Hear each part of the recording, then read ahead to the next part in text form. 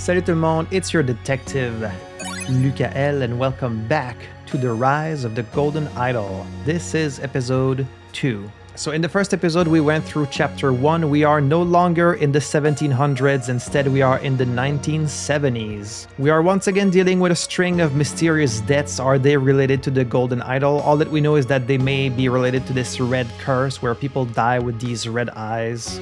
We did get a glimpse of the Golden Idol right at the end, so we know it is still present somehow. Is it working? Is it a different one? Is it the same one from the first game? We don't really know yet. Gameplay-wise, it's been pretty much the same as Case of the Golden Idol, but it does feel like a little bit more complex. It does feel like a proper sequel, so I greatly enjoyed the first episode. Excited to play some more today, so as always, thank you so much for joining me, and without any further ado, let's crack the case.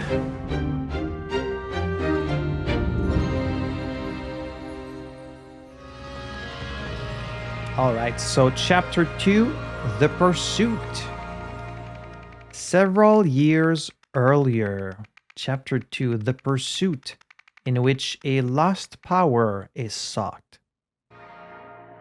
So this is years before, I guess, the first chapter.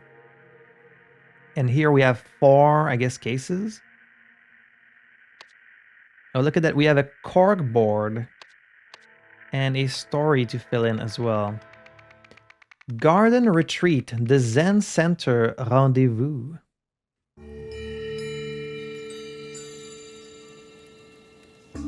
There's a radio behind me. You're listening to the Psychedelic Hour on Rock FM this fine Friday evening. That was Bad Rug with their short-lived hit, She Pulled Back From My Kiss.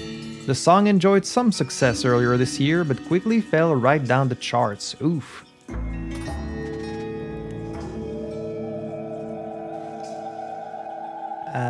That's certainly... The art style in this game is so weird. Like, it's clearly just a static image, but it's being pulled in all direction and like liquefied in Photoshop. True, he always was a thief, but did it have to go that way? Before the new dawn, night must fall, I suppose. The woman is crying. Look at a bunch of names. Words. Credit card, Opig Inc. Opig branch. Someone's burning a book. It's a passport. Okay.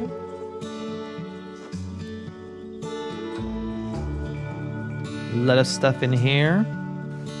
Answering machine. Delay the other 2 till September. Hi, it's your favorite ex-husband. You'll be pleased to hear I'm finally getting sober. Hey, good for you. As part of the process, I'd like to make amends with you. For starters, I've decided to return that Landcan artifact I took in the divorce. All I ask in exchange is your forgiveness. If you're free on Friday, I could bring it then. Let me know. A Landcan artifact. How is it possible that the Golden Idol still exists after all this time? I guess someone could have repaired it, but it was in really bad shape when we saw it at the end of the first game. This is the Chief Auditor from OPIG's Finance Department. I've been going through your foundation's recent payment history and frankly, you seem to be robbing us blind. Unless you can explain yourself, you can expect a visit from me on Friday, when I'll have to confiscate your credit card and any assets you bought with it. It's not going too well. Hey, it's me, your trusty colleague. Sorry I've been off radar. I've been keeping my head down at the Dragonfly Inn. I'll swing by on Friday with our new pointy-eared friend. An elf? Remember, I'm gonna need Plan B rates for this one, not like the other 7. Now that we're parting ways, I'll also need that passport we discussed. The one that's burning outside. Delay the other 2 till September. Some kind of calendar, bunch of numbers.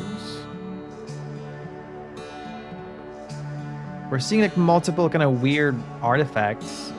Some kind of dress here, big yin yang poster, calendar, little bonsai tree. A picture here that we can't look at.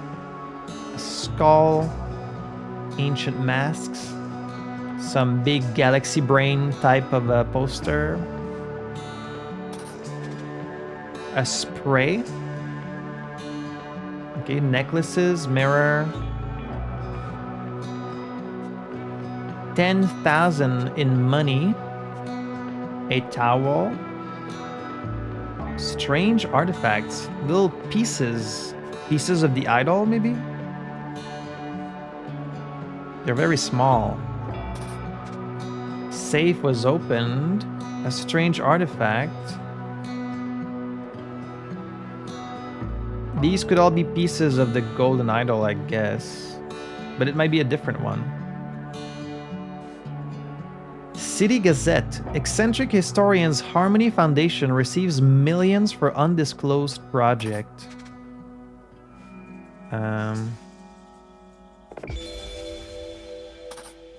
Hair pepper. Okay, that's everything. That doesn't seem like much, but let's see. The events that took place on August 1974 resulted in... And then something is still locked.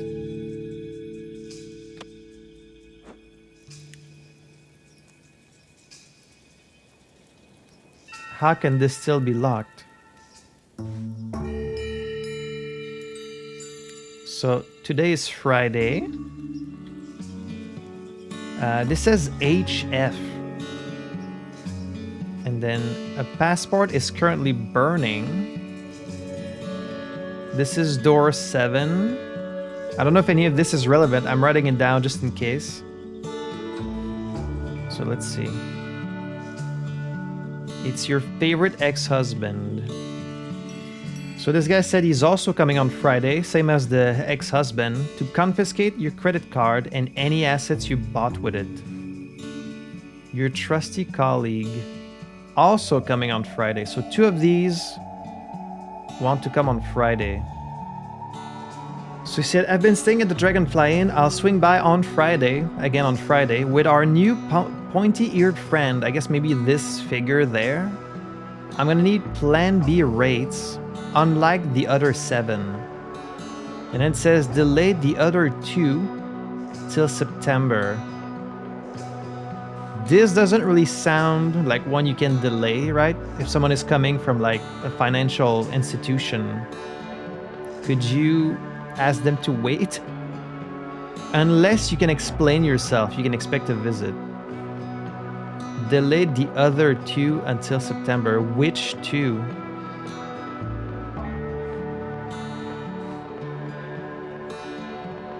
Oh, it shows the phases of the moon. Okay, let's take a look at the moon. The moon is just a crescent right now. So today would be, I guess, Friday the 17th. Right now we're in 74. It's halfway between like half a thing and then like a new moon. So then today's probably Friday the 17th. Is this the pointy-eared friend? I can't... Oh, you can kind of zoom in, but... Strange artifacts, a towel, and $10,000. So was the artifact brought at this point? City Gazette. Eccentric Historians Harmony Foundation. So that's HF on the door.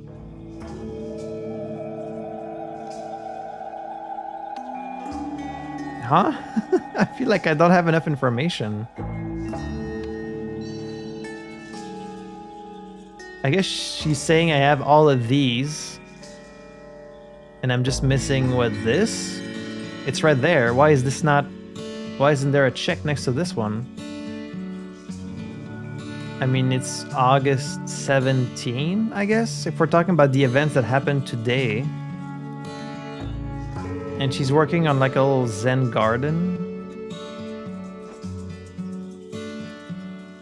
Resulted in...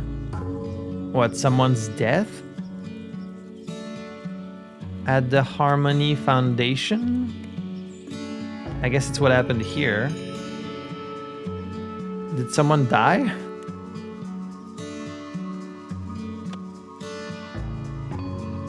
Oh, maybe she buried him. Maybe she buried someone in the garden. That's why. Oh, okay. She has. Let's see. She has a shovel. He was always a thief, but did it have to go that way? Before the new dawn, night must fall. She still has the credit card, so I guess it's not the... unless she killed him.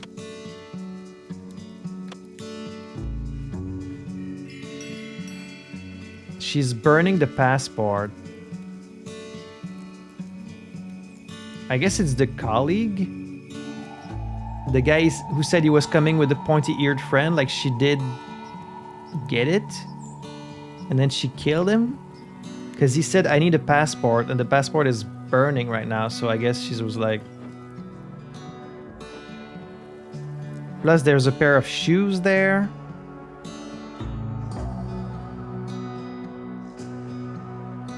Oh, hang on. Okay, so there's a pair of shoes. And then someone opened the safe. There's some green on the carpet. I guess they were putting the artifacts in a suitcase plus some money, and they were trying to steal this stuff and about to leave, but then they fell through the thing to the ground and died. Oh yeah, you can see there's like blood on this. I guess they fell on this and died, and so she's burying him. Okay. In someone's death. Now we get to look at the events. Visited. Colleague visited historian to exchange an artifact for passport. Return an artifact for money, or exchange an artifact for money, because he said I need the plan B rates unlike the other 7. So to exchange an artifact for money. During the meeting, colleagues suddenly tried to, I guess, rob historian. That's why, like, there seems to have been a bit of a fight here. He was always a thief, so yeah, he was trying to rob. I guess, like, she was opening a bottle of wine, and so while her back was turned, he tried to rob her, but then she pepper sprayed him. Why is there like these little dots? And then he slipped on the carpet. Tried to rob historian. In response, historian sprayed colleague with pepper spray and then pulled a rug. I guess she pulled the rug and that's why he fell.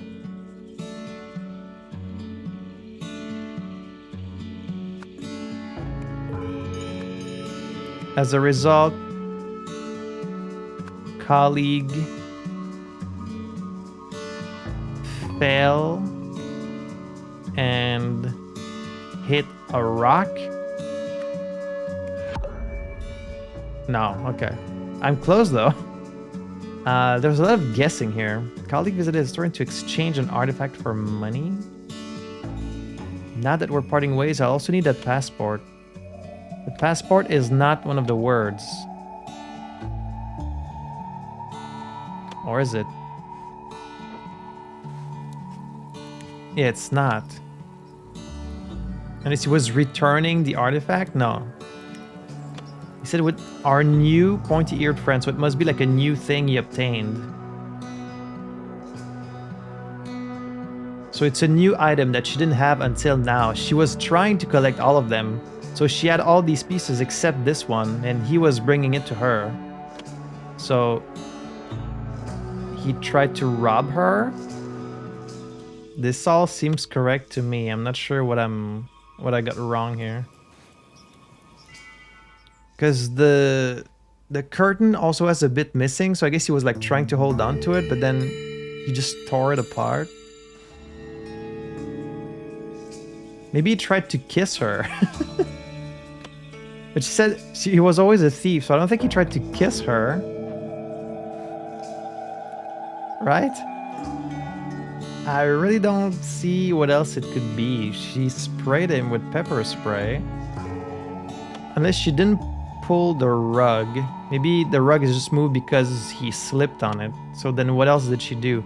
She sprayed him with pepper spray and then opened a bottle.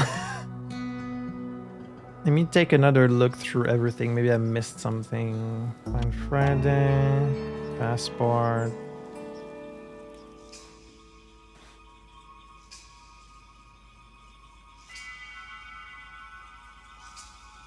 Oh wait, it's not...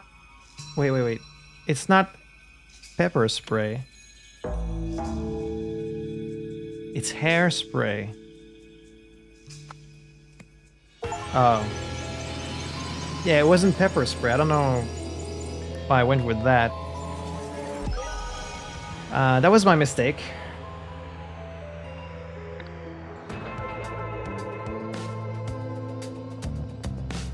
The historian's colleague brought her a strange statue, but then began transferring other artifacts from her safe into his suitcase.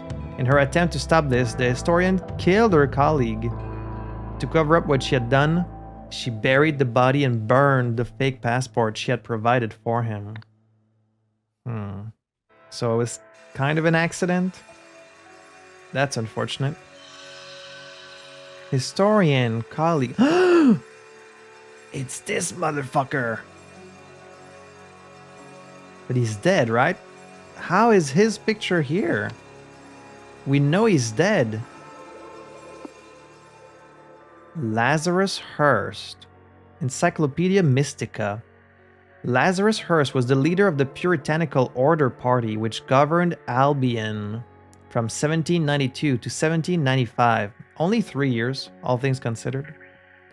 Some claim he used a mystical artifact, see Golden Idol, to seize power. Nowadays, though, this is known, or at least believed, to be a myth. The Golden Idol. A fictional artifact. Why do you say it's fictional? Said to have derived from ancient Lemuria. Believers make contradictory claims about the idol's supposed function. One popular theory is that it granted eternal life. However, modern historians agree that the idol never existed, and scientists have shown that such functionality is impossible.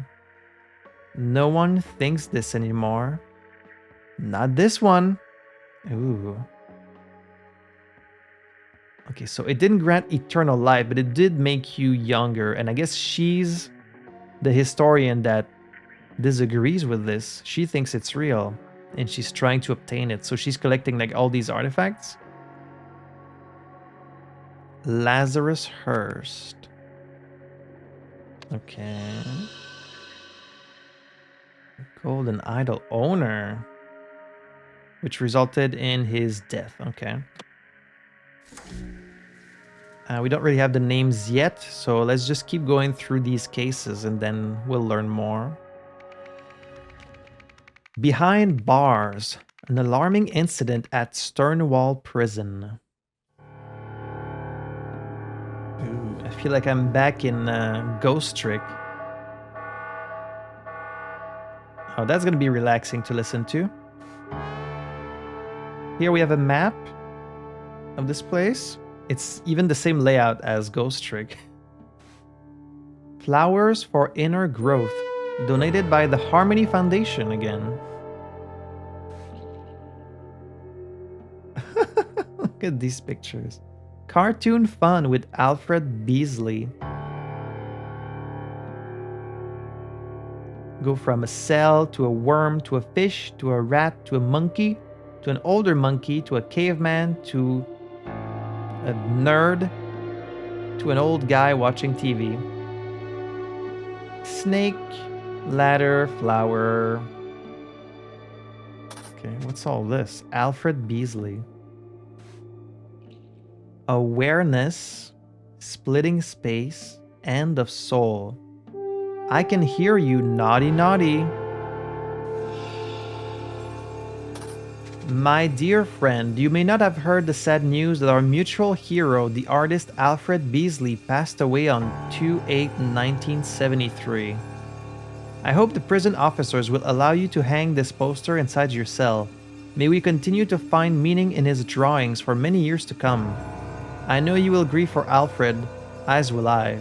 As a spiritual man, I believe the key to escaping our torment lies in remembering the date of our loved one's death and celebrating his life each passing year. Your friend, Stephen Aria.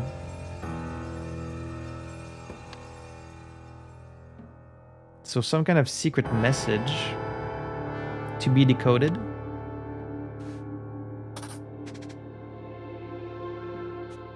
An abstract sculpture made of wire, some clay. An abstract sculpture made of clay.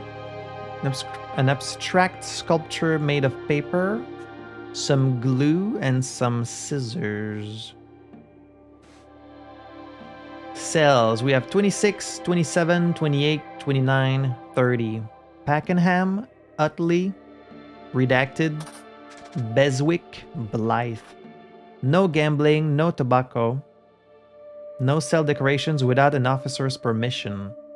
Henry, it's absurd that the cell numbers run from left to right in some hallways and right to left in others. When you install the new signs above the doors, please pick a direction and stick to it. Okay, so I guess that's to make it kind of harder to know which ones it is. A barred window. Someone counting something, the days. A pouch of tobacco. Tobacco? Not sure how you say that. A secret compartment in the floor. Sheets. While working in the laundry room, I heard that Kempton is organizing another poker game. Buying one full tobacco pouch. To do, find out how he always wins, no matter what he's betting on. Could be useful as leverage. Overheard Sainsbury delivering something next door. Can he be bought too? Update. Surely it wasn't a hacksaw, was it? It sure has sounded like it the past few nights, from what I've been able to hear over that blasted soap opera. Discover. Not that one, you muppet. Start at the end of the hall. I want all these cells turned over methodically. A pin badge. Mammusium.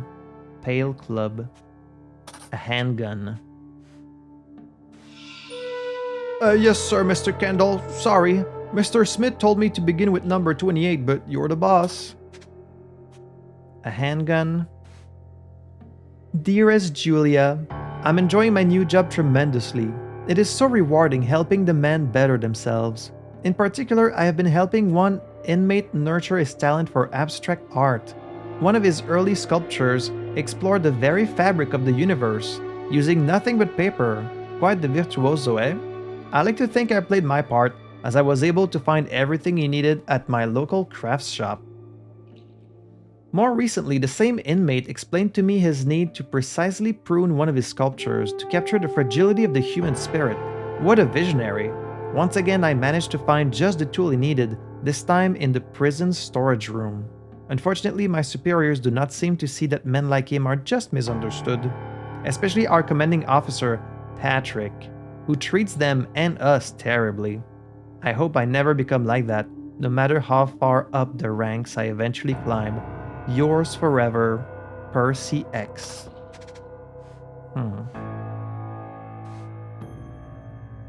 TV magazine. Peel. What is this peel they keep mentioning? 7 p.m. highlights, 8 p.m. cooking with Doris, 9 p.m. love, lust, and a laundromat.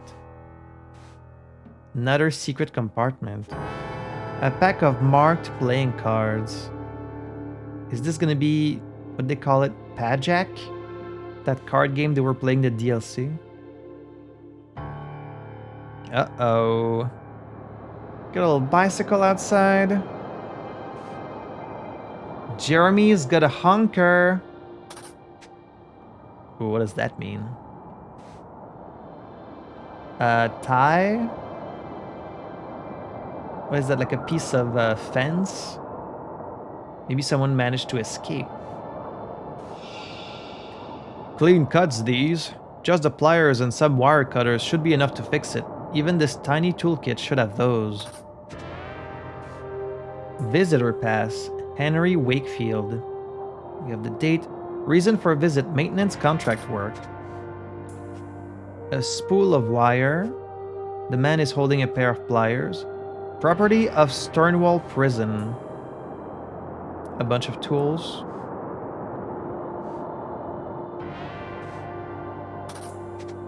Drain pipe saw blade. A blunt hacksaw saw blade. These are quite complex. Not so tough now, eh, Utley? You big girl's blouse. A handgun. An assault rifle. There's a nice little doggy. Clovis, I guess is the name of the dog. Must be the warden's office. Bunch of names. Hang on. Clearly, I can't trust any two of you idiots to guard the whole block by yourselves after 9 p.m. From today, November 15, you will all be working the graveyard shift every night and get your bloody ears tested. How you didn't hear anything is beyond me. So we have Jason, racketeering, 15 years. Robert, murder, he's here for life. Jimmy, for kidnapping, 7 years. Arthur, for murder, again for life. Daniel, homicide, 20 years. What's the difference between homicide and murder? Peel Club, tear off a raffle number for a chance to win tickets to the Victrix Peel Club.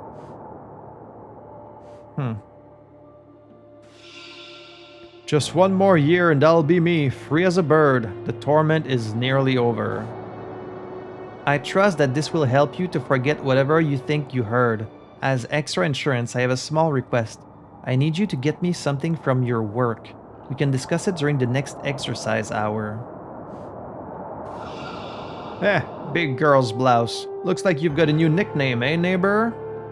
Neighbor, okay. How dare he not inform me of his plans? That idiot's dug his own grave. When I get out, I'll put him 6 feet under. A double-headed coin. Okay. Try calling me that without a gun in your hand, screw. See what happens. And that's every word. So there's a secret message. We have to know who's in which cell. We have to know everyone's names. And we have to figure out the events. So, a whole bunch of stuff here. Okay. Let's start with the names. This guy has a visitor pass. This is Henry Wakefield. Henry Wakefield. That's easy enough. Stonewall Prison. Utley, you big girl's blouse. So this is Utley. Probably his last name. So if you have the list, the guy with the scar on his cheek. There's only one. That's Jason.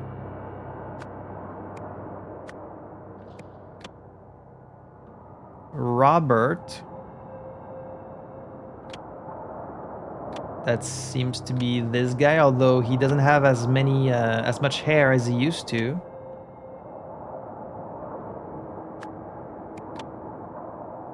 And then we don't see the other two. And then the guy with the big mustache, that's Daniel. Daniel Utley. And one of them was only here for 7 years. So this is probably the one who's about to leave. Jimmy. Because the other one we don't see was here for life. So the one who's about to leave, that must be Jimmy. 1 more year and I'm free as a bird. So Jimmy. Let me just move some of these names. Robert. These are the ones I'm like sure about. Okay, here we have a bunch of last names. So Pakenham, Utley, Beswick, Blythe.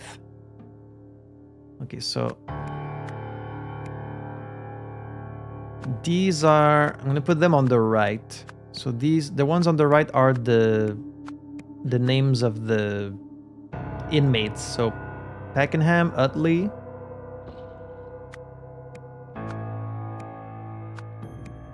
Beswick, and Blythe. And then there's another one that we don't know yet.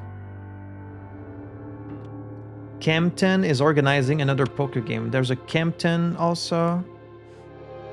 Overheard Sainsbury delivering something next door. Can he be bought too? Okay, Sainsbury is one of the police or guards.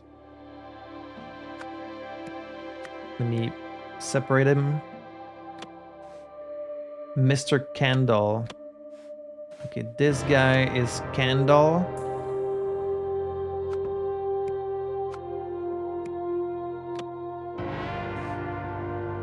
Mr. Smith told me to begin with number 28.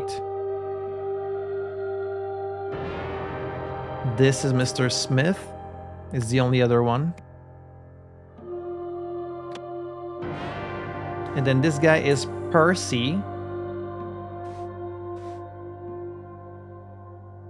I guess he hasn't sent this letter yet, but he wrote it, right? Our commanding officer, Patrick. So this is probably Patrick, or is this Patrick? I'm not sure. This is Percy. Let's see. This one doesn't really, like, he's not dressed like a commanding officer.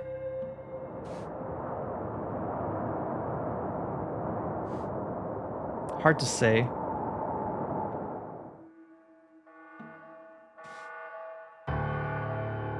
You're the boss. Okay. Our commanding officer. And then this is Patrick. So this is Patrick then. You're the boss. Mr. Kendall. Okay. If Smith and Kendall are these guys' last name, then the letter that says, can he be bought? Must be Sainsbury. This guy, Percy Sainsbury. Just by process of elimination.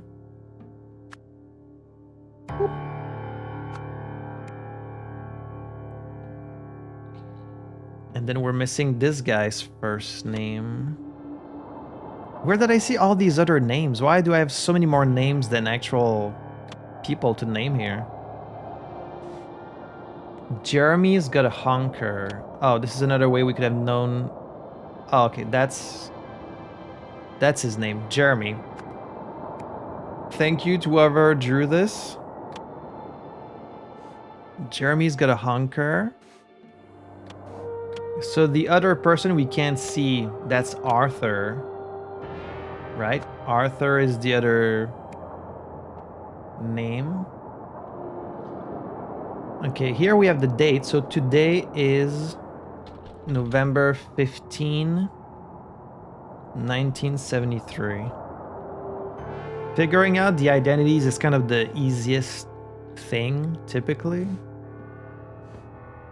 Okay, so Utley is this guy, and we know he's the neighbor of this guy because he's like, oh, funny name, neighbor.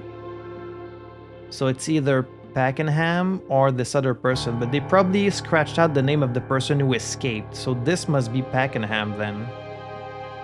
Right? I'm not crazy, that's what he says. He's like, call me that again. Big Girl's Blouse, you got a new nickname, neighbor. So then, if he's Utley's neighbor, This is Robert Pakenham,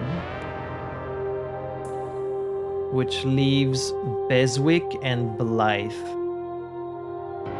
which means the person who left the escapee must be Arthur Kempton. It's good that they allow you to move these around because you can kind of make your own, you know. Here I'm putting all the ones on the right that I think are the inmates, and then on the left, you know, it helps to brainstorm. Henry. When you install the new signs. Okay, so I guess the guy he's the one that installs the signs. That's why this letter is addressed to him. No cell decorations without an officer's permission. So this guy was the one doing all the sculpture, and then he gave like one of these to his friend. I guess that's nice. So here we have a pack of cards, and then the message here says Kempton is organizing another poker game. Kempton. So then this must be the room of the guy who escaped, because he has the cards, which means if they're in order, this would be Pakenham, this would be Utley, and if they're not in order, this would be Beswick and this would be Blythe. So it's either 2930 or 2627. But because of this message, we don't know which it is. And I guess that's why this message is there, is to confuse you.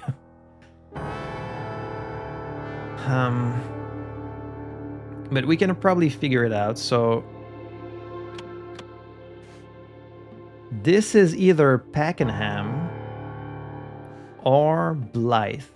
If this is the room of the person who escaped, which I'm only guessing because he has, you know, the playing cards. Kempton is the one organizing the poker game. Find out how he always wins. Oh, wait, no. This might be... Kempton might be the guy who has the double-sided coin. That's why you win. But you don't use coins in poker, do you? It's cards. But then why is there that double-sided coin in someone's inventory? Overheard Sainsbury delivering something next door. Surely it wasn't a hacksaw, was it? Sure sounded like it the past few nights. From what I've been able to hear over that blasted soap opera. So the guy in this room... Oh, wait. So there's a thing in front of each of these windows, but one of them must be barred, and you can probably see it from the outside.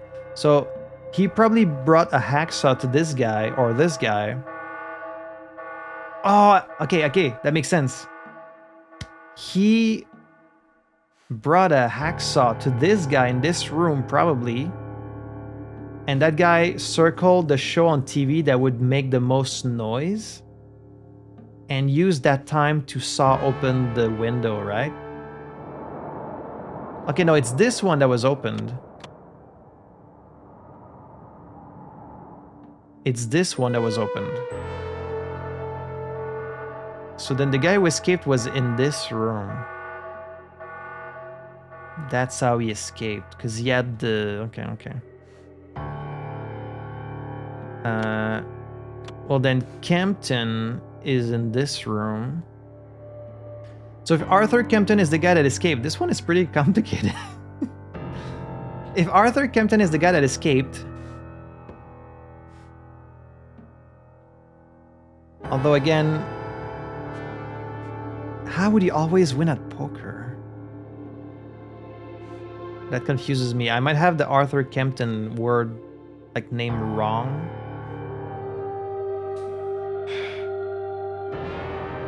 It says Kempton always wins at poker, so it's either this guy because he has marked playing cards, or it's the guy in this room because he's the one that escaped, because you can see the bars were sawed off outside. And then he escaped over the wall and even left one of these. behind. I trust this will help you forget whatever you think you heard. As extra insurance, I have a small request. I need you to get me something from your work. We can discuss it during the next exercise hour. So, this might be the guy that heard the bribe between someone and a guard, and then he was given something in exchange.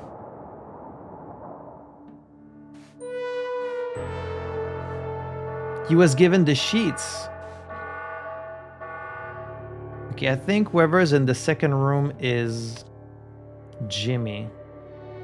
That's why he has the polka dot sheet, because he was given it as a gift, or he was given, oh, maybe he was given this, and he's counting the years until he gets out of here. Okay, so this is clearly Jimmy's room.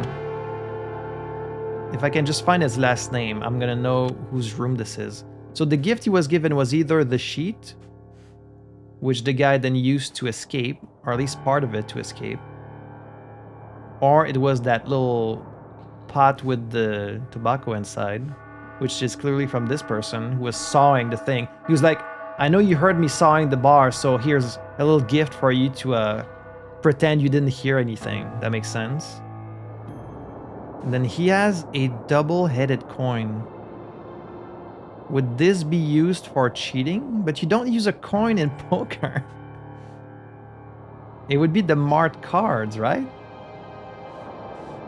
And then he hid the hacksaw blade. Okay, he threw it down. I guess he threw it down the drain and then it just fell down here.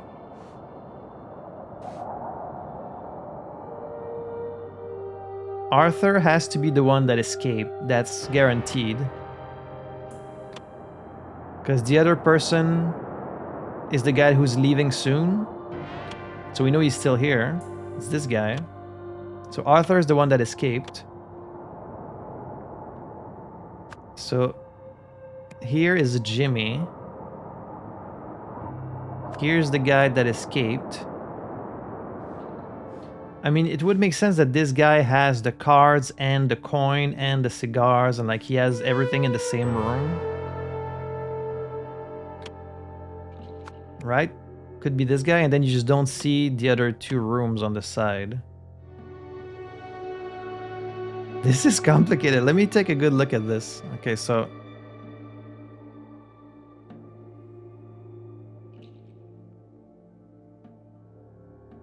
maybe it's not Kempton then. Where did I see the name Kempton? I wish you could like know exactly where the name is from.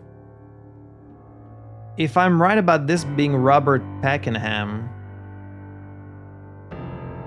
then he would be at the end of the row, which means he would be here, which means Utley would be here, and then it would have to be the person who escaped. Wouldn't it? Did they cross off the name because the guy is gone? Or is it just to throw you off? I know for sure that whoever is on the left there has to be the question mark because he's the one where the bars of the window are sawed off. So that's the person who escaped. And then he's the one that was given a gift in exchange for his silence. So that has to be Jimmy. And I know it's not Pakenham or Utley, which means I have to start from the other side of this list. So this would be Blythe. This would be Beswick.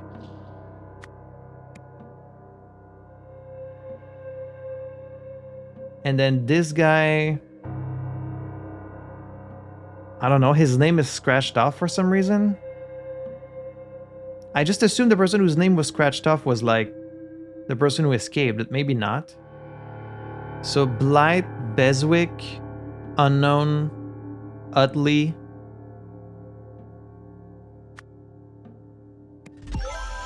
Yes. Utley. And then Pakenham. So Pakenham, Utley, unknown, Beswick, and then Blythe. Arthur Blythe is the name of the guy who escaped. And Campton, I can't remember where I saw that name. So this is correct. Who is this? What's his last name? It's not Beswick. And it's not Blythe. Well, then it has to be Campton. But where did I see Campton? I'm so confused.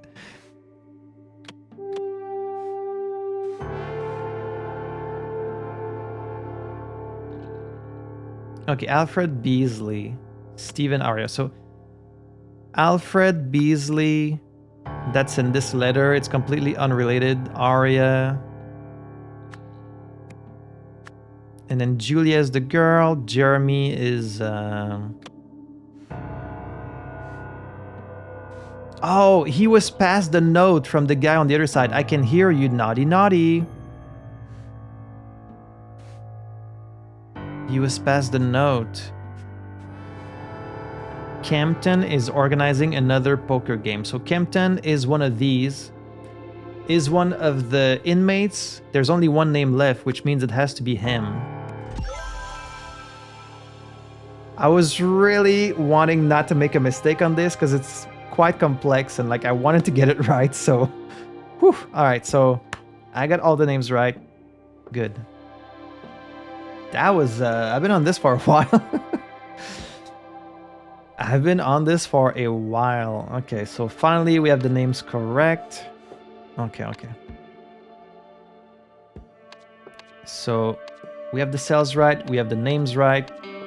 Now there was a secret message somewhere.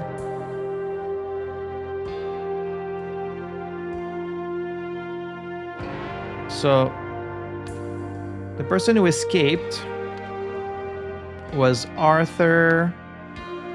What was his fucking name?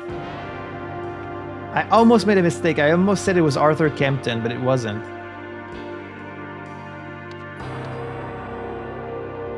Blythe. He was in prison for murder. Naughty. Was in prison for murder, got out of his cell through a window using a saw blade he got from the kid Percy Sainsbury. He entered the yard via via the drain pipe. Breached the fence using wire cutters. He got from this guy. That's why he said, I have a small request. I need you to get me something from your work. So he got that from Jimmy Beswick. Finally, he climbed. Yeah, he went through the fence, then climbed over there by throwing like a... Oh, maybe there was this little sculpture he was making. Right? Right? Yeah. He was making abstract sculpture with wire because he was trying to make something that he could throw. Right. That makes so much sense. He wanted to throw something over the wall.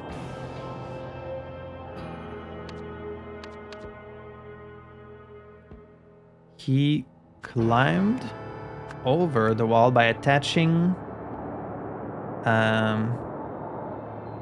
no sheets. Oh, he got, wait. Okay, so I guess he got both the cutters and the sheets from this guy, because he has these sheets and then he attached them to the sculpture. Sheets, which she got from also Jimmy Beswick. I'm not sure about that. I feel like maybe I'm making a mistake. The saw blade we know he got from Percy because he thought he was helping him with his arts and crafts. I assume the wire cutters he got from Jimmy. Because he said, I need something from your work. I trust that this will help you to forget whatever you think you heard. So he gave him the tobacco. That was his first gift. As extra insurance, I have a small request. I need you to get me something from your work. Would he have asked for both his sheets and the cutters? Would they really let someone like give him wire cutters just like that? Oh, you can see the cutters are missing. There's two things missing, the pliers and the cutters. But like, does it say anywhere that this guy is working? I would like some proof that he works there. While working in the laundry room. Okay, so he got the sheets from this guy. But who did he get the wire cutters from? Because you wouldn't get the wire cutters from his neighbor.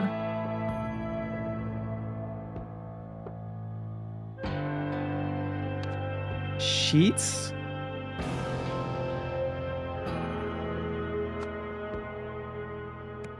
Which he got from Jimmy Beswick. To the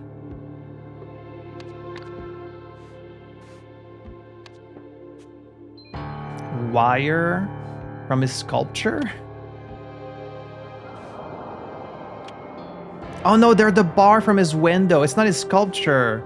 He sawed off the bars.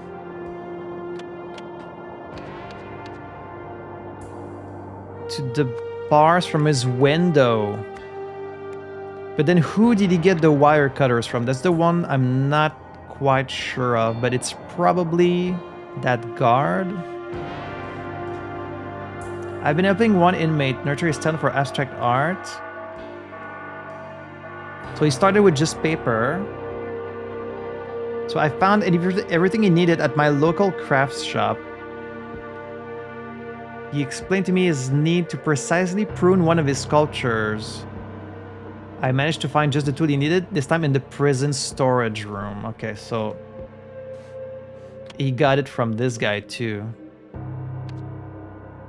The wire cutters he got from Percy Sainsbury. Okay, let me just double check to make sure I got all this right. Arthur Blight was in prison for murder, got out of his cell through a window using a saw blade he got from Percy Sainsbury. Would he have gotten the saw blade from Sainsbury? I overheard Sainsbury delivering something next door. Maybe... Okay, wait. No, maybe it's not from him.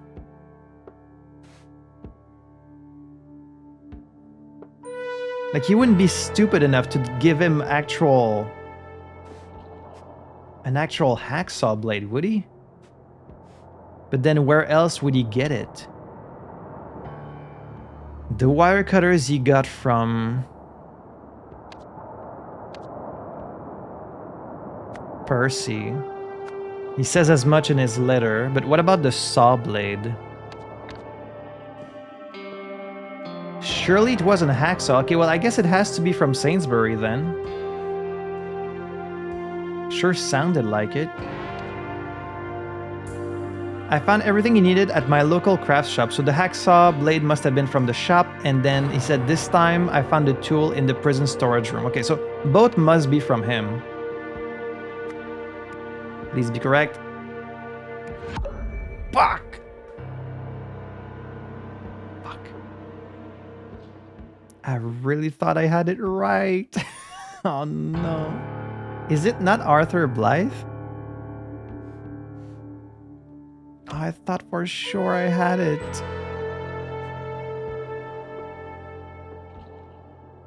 And like, he had to use the drain pipe. That all really looks correct to me. I don't know what is wrong. I guess maybe... Okay, what about this message? I haven't looked into this at all. The secret message was encoded with and could be decoded as. Let's take a look through his room. 1, 2, 3, 4, 5, 6, 7, 8, 9. Donated by the Harmony Foundation. Awareness, splitting space, end of soul. Oh, it's probably the date. Our dear friend died 281973. That's the coded message. And then 281973 could be decoded as so 2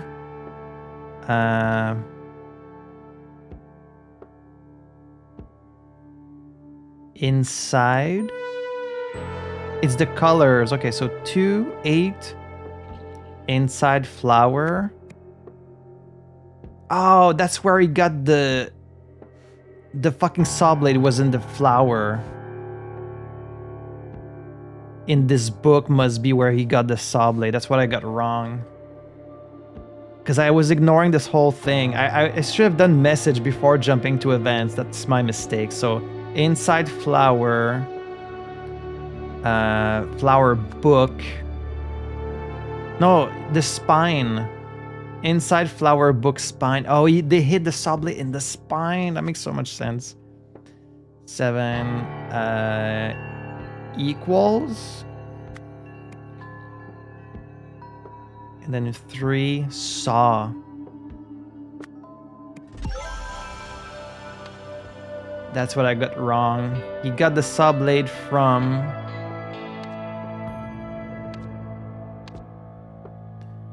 the Harmony. Wait, who was the letter signed by?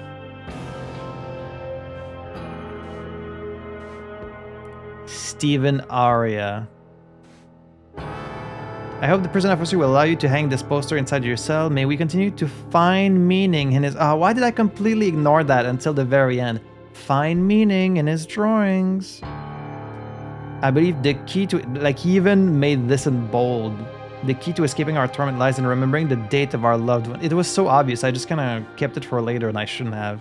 I should always keep the events for last. That was my mistake. Stephen Aria.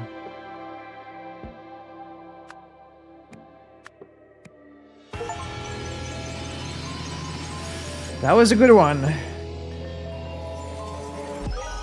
The mistake was my own fault. I freely admit it.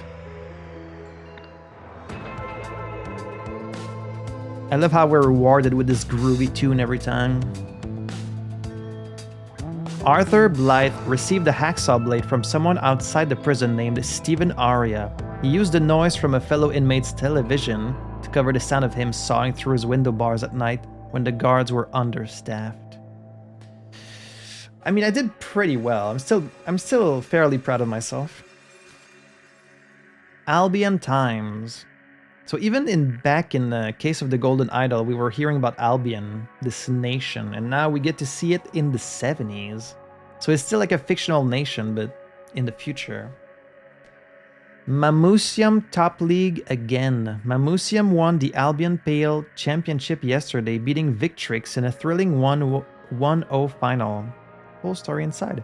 Killer on loose. Police are hunting a murderer who escaped Stonewall Prison yesterday. Arthur Blythe, who formerly worked at the Museum of Lemurian History, was serving a life sentence for fatally stabbing a colleague who had caught him stealing artifacts, which he later sold at various locations.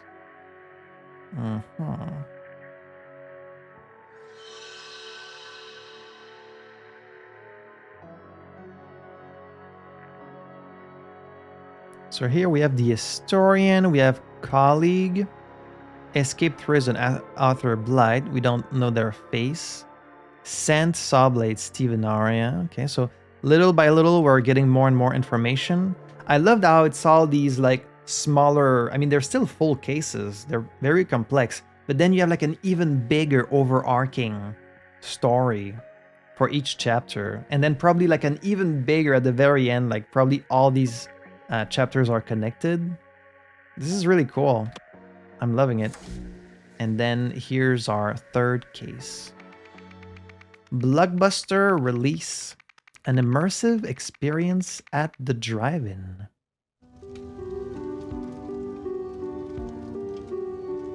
Okay, you can't see him, but there's a guy behind me. You see the guy? It wasn't my fault. Someone pulled it off me from behind while I was trying to figure out who had been thrown in my backseat. A ticket sub. I told you it was irresponsible, but no one listens to old Beck Mason. A ticket stub. Okay, Beck Mason. Let's just do them as they come along. They'll be easier. A lemons, A lemons, A lemons. Whoever is inspecting this. A can of blue paint. Its label reads, "Caution, highly flammable." A pair of wire cutters. What the hell is that? Warning, do not remove the upper lid unless the fire switch is set to off. What the hell? Are you wearing like a wig? What the hell? It was just a dumb bet. You didn't have to go that far. Ticket stub. Between Mike and Jenny. Tonight we will see his winner, Mike Jenny. That doesn't count. You still lose. I didn't know that would happen. Who the hell wears something that dangerous? Besides, you said we wouldn't see it, but now we have. I win. Miss Chen. Hope the costume fits and it got to you on time. So jealous you and Mr. Landl get to see it at the Neptune. I'll have to stick to a boring, normal cinema. P.S. I'm with Mr. Landl on this one. No way birds going out like that. I guess this is Miss Chen. And then this might be Mr. Landl.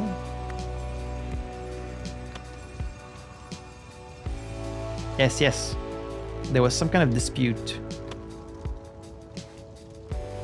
There's an actual alien there. It's Champ, actually. I'm starting to regret getting involved. You barely even covered the cost of my transom costume. Okay, everyone's wearing like a costume. $75. Move it, Chip. Fire was not part of tonight's plan. A duffel bag containing a note detailing a plan. I love how there's like so many things you need to solve. Disguise my identity. Okay. And I guess you have to do them in order, maybe? So someone wearing a costume. He says, move it, Chip. And the guy says, it's Champ, actually. So this is Champ. This might not be Lendl, I'm not sure. Oh my god, Laura, we can't get out. What do we do if that car explodes?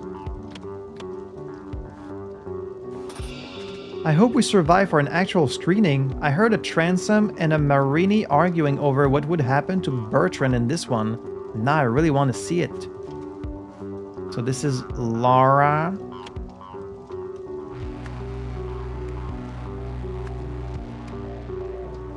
This one, I mean, it's probably Lendl, but I'm not 100% sure. I'll wait. The image is distorted and garbled. Ugh. The man is dazed and bleeding heavily. Another ticket stub. A collectible figurine. The side of the car has been crumpled in the crash. 3D Neptune Drive-In Theater. Space Storm. I guess this is the movie they're watching. The new summer blockbuster flies into theaters May 1st. Space Storm. Corbo joins the fight against the evil captain.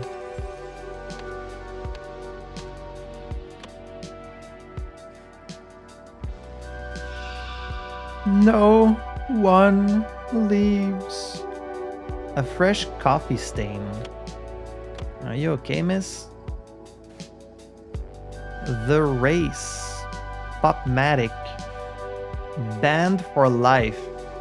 Aji Tameen. I guess that's the name of someone who's banned. Office. Me. Maintenance. Andy. Projection booth. Sick. Andy to swap in. A rotary phone. Sarah, who stole what? Are you there? Sarah stole. Costume competition. First place. Free tickets for a month. Doug Baxter for his dangerously authentic Bertrand. Definitely better than Parker's. Second place. A popcorn bonanza. Annie Kishimoto. The costume really hooked me. Third place. Marini figurine. Tom Powers.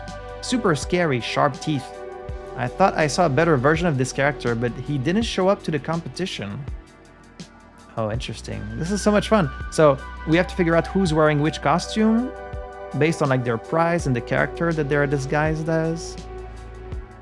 Sounds fairly complex, but like not too bad. Miss Cunningham, you were right. That weird lady called again. She can't seem to get it through her head that she can't just buy anything she wants. She sent her goon to make an offer in person, but I saw him to the exit, just like you said.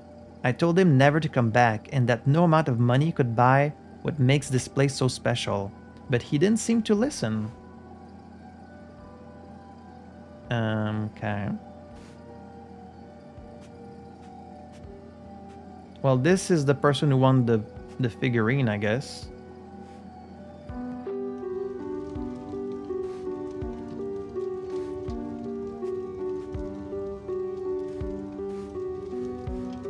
I'm still missing things.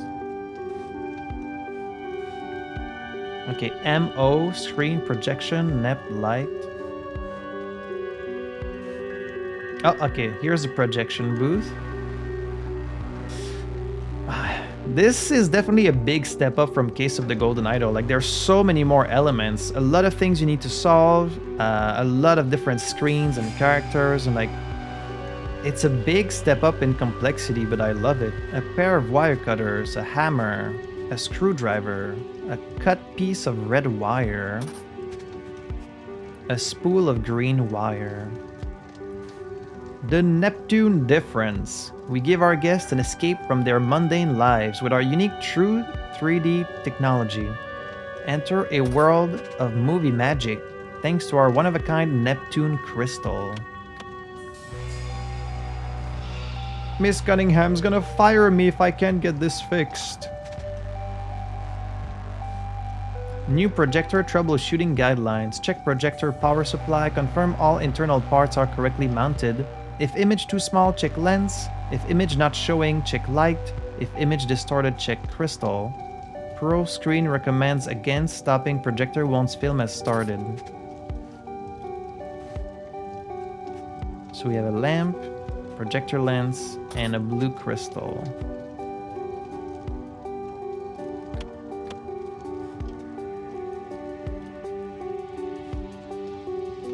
Okay.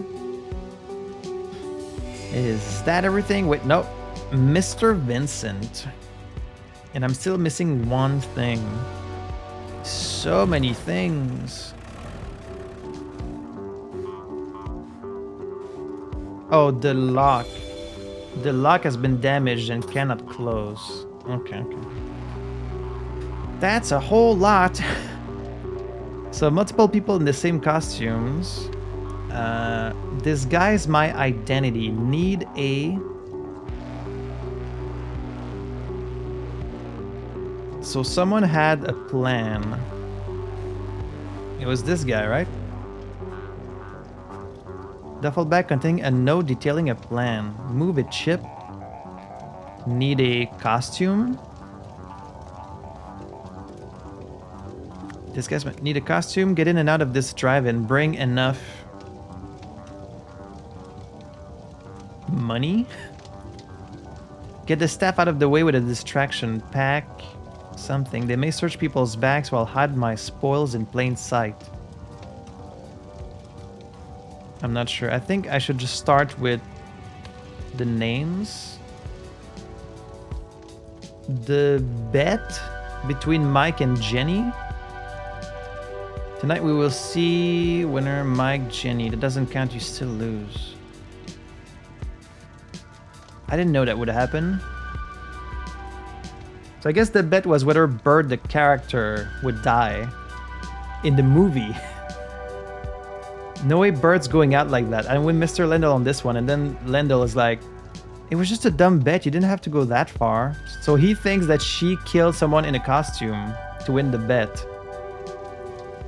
You barely even covered the cost of my transom costume. So the black hair and blue shirt, that's transom. I heard a transom and a Marini arguing over what would happen to Bertrand in this one. So the blonde costume is Marini. I guess she was hearing these two arguing over what would happen to Bert in this one. Now I really want to see it. So he got a figure of Marini. And then this person is just... She must be Miss Cunningham. She just went out of the door, started driving, and she's trying to stop people from leaving, I guess. Porbo joins the fight against the evil captain. Is that Porbo there? No, that's Transom. Who's Porbo? The robot, maybe? Or is that the alien? Doug Baxter for his dangerously authentic Bertrand. Definitely better than Parker's. Marini figurine, Tom Powers. Super scary, sharp teeth. So the guy in the car must be Tom Powers. He's the one with the figurine. Tom Powers.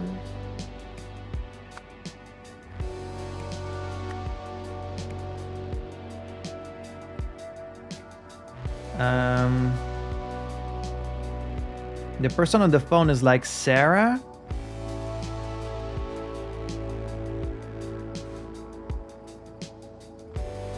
And then it keeps saying Miss Cunningham. So, and there's a coffee spill on the ground. Someone like got out really, really quickly.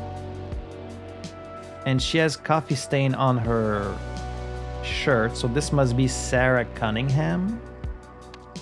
I hope I'm not taking too wild of a guess with this one. Sarah Cunningham?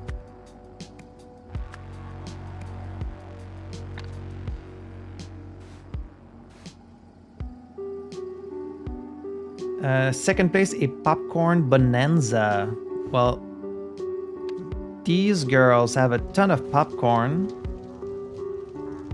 If this is Laura, then this must be Annie. Annie Kishimoto.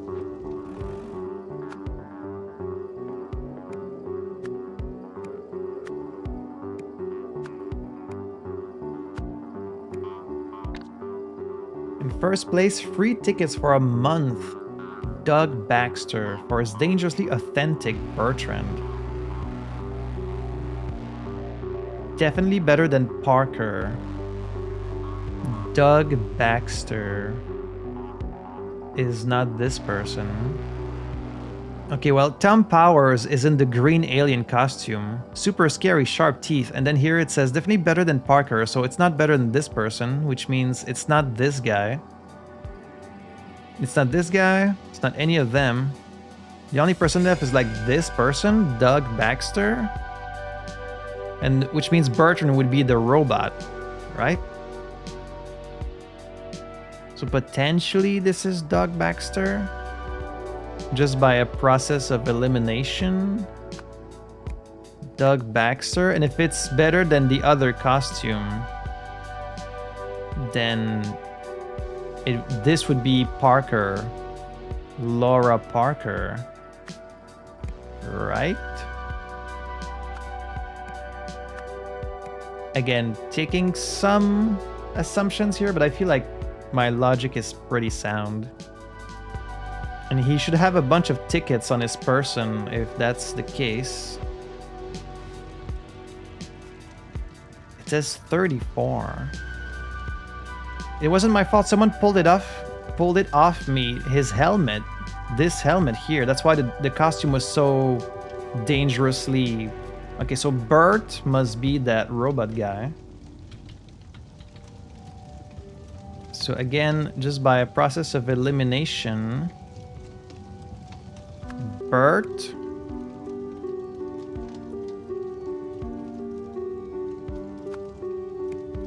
Marini is the girl. Transom as the black hair and the blue shirt. So who's the green alien?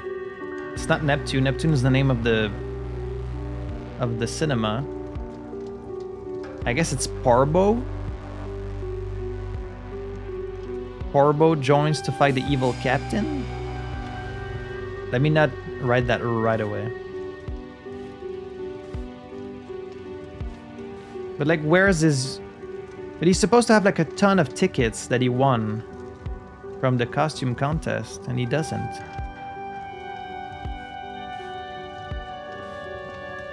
A Lemons is whoever is checking the security thing.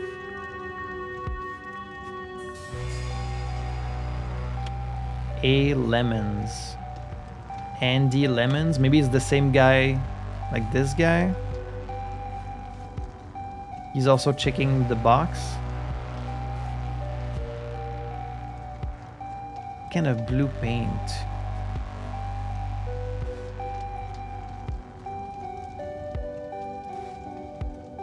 Mike and Jenny. The bet between Mike and Jenny. Okay, well then. Tonight we will see Bert lose his head. Oh, that's probably what it is. Okay, so Mike, Jenny.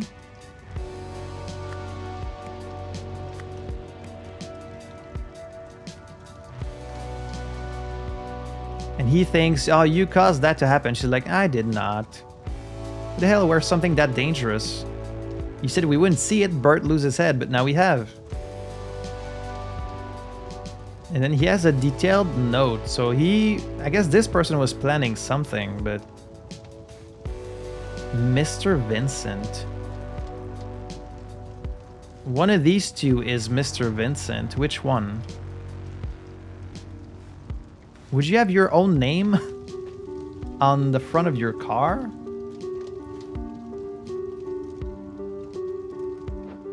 But maybe that was his plan to get here because he's been banned.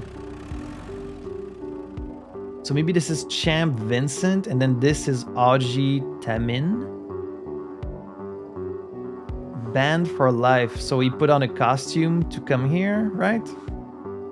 Office, me, maintenance, Andy. Sick, Andy to swap in. What does this mean? Office, me, maintenance, Andy. Projection booth. Okay, so I'm at the office. Sarah Cunningham. Andy's doing the maintenance. So yeah, a thing, that's Andy. And the person who usually does the projection booth is sick. So Andy is currently doing it. So this is Andy. Andy... What was it? Lemons? Yeah, a lemon. So he's not usually the projectionist, but this time he was. And then Mr. Vincent, Champ Vincent, and the guy who was banned for life is Aji Tamin. That's a lot of names. I hope I get it right. But I think I do. Aji Tamin. Please, please, please, please, please. Yes! Alright, alright, alright. So far, so good. That was a lot of names, but we got it right. Let's sort them again.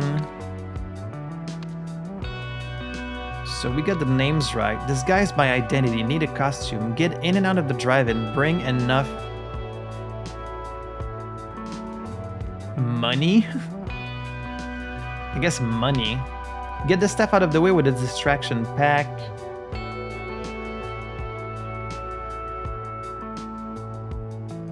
I'll hide my spoils in plain sight. Did he bring this can of blue paint? What was his plan? Okay, so... Space Storm. Porbo joins the fight against the evil captain.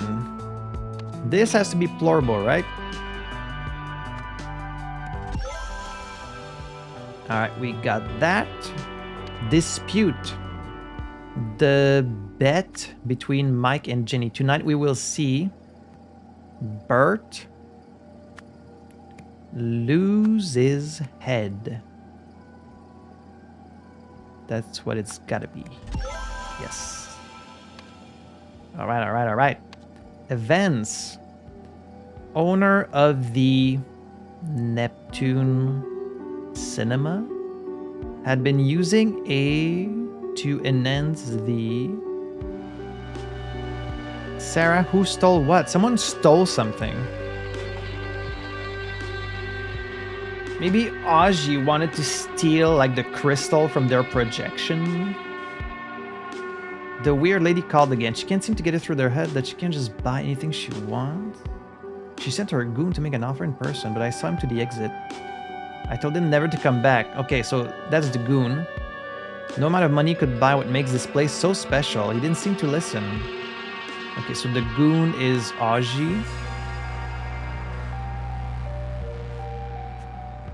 Who stole what? So his plan was to steal, I guess, the crystal and then to leave. Do not remove the upper lid unless the fire switch is set to off. So someone tried to remove his helmet. That's why his head is all burned. Someone tried to forcefully remove his helmet while the switch was off, so that's why the car caught on fire. Because the can of blue paint is highly flammable. Someone was also brought wire cutters.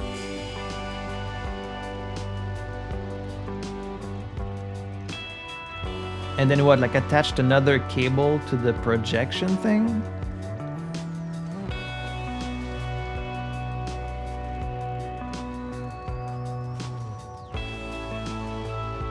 So this guy cut the wire and put a green one instead. But why? With our unique true 3D technology, our one-of-a-kind Neptune crystal.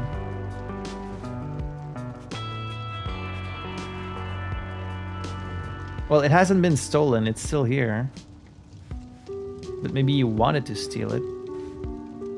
I'm not sure what happened exactly, like who pulled off his helmet and why. I guess you get to see the order in which they arrived too, because of the number on their ticket stub. Sarah Cunningham, owner of the Neptune Cinema, had been using a blue crystal, or is it like a, what do you call it? A Neptune crystal. Okay, you can't put Neptune, so it's just, I guess it's just blue crystal.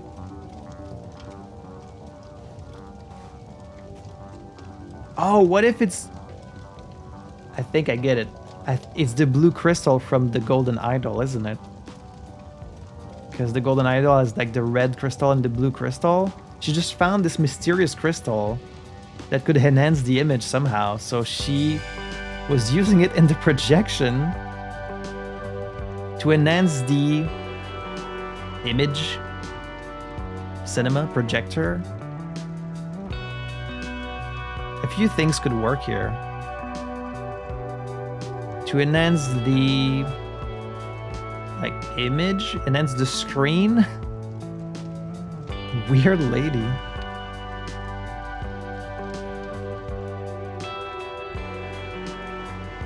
I guess the projector. A weird lady.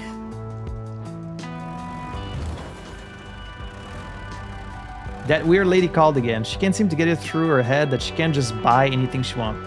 A weird lady sent the guy, Aji Tamin, to buy it. But he was banned from the cinema. Then he came back. Aji Tamin arrived in costume. Oh, he painted it blue instead. He painted a fake crystal to swap it, I guess. Arrived in costume and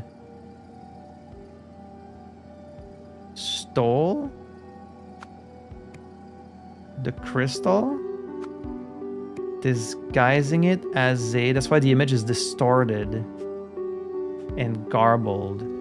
It says, if image distorted, check crystal, because the crystal in here is a fake.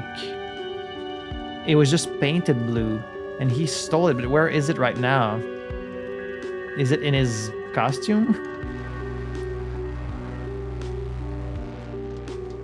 Disguising it as a...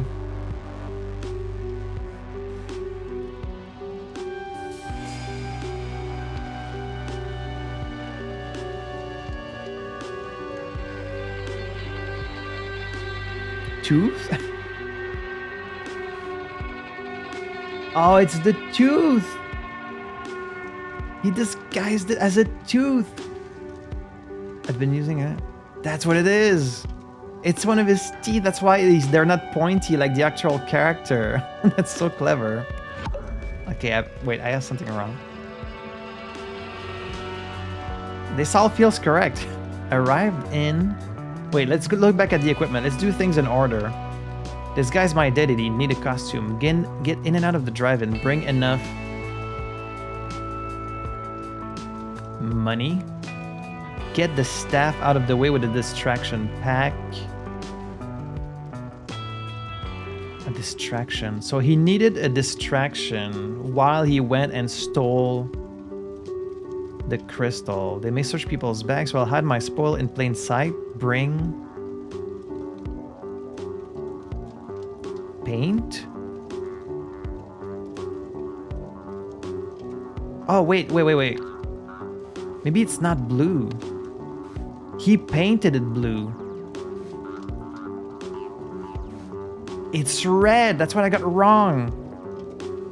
It's a red crystal. He painted it blue with the paint. See, again, I should do things in order. So, equipment, bring paint. So he could paint it. And the distraction was with, I guess, the wire cutters. Like he went in here and he used the wire cutters to cut this. Right? So the image wasn't working. The guy came out, was like, everything seems fine. Went back inside, he was like, is it wire cutters? Like, what else could it be? Get the staff out of the way with a distraction. Pack. It has to be wire cutters.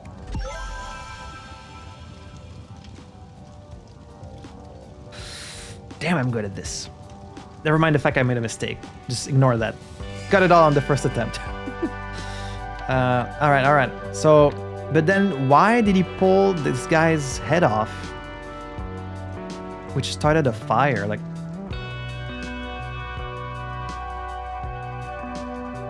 Because this is a different car. She was like... starting to regret getting involved.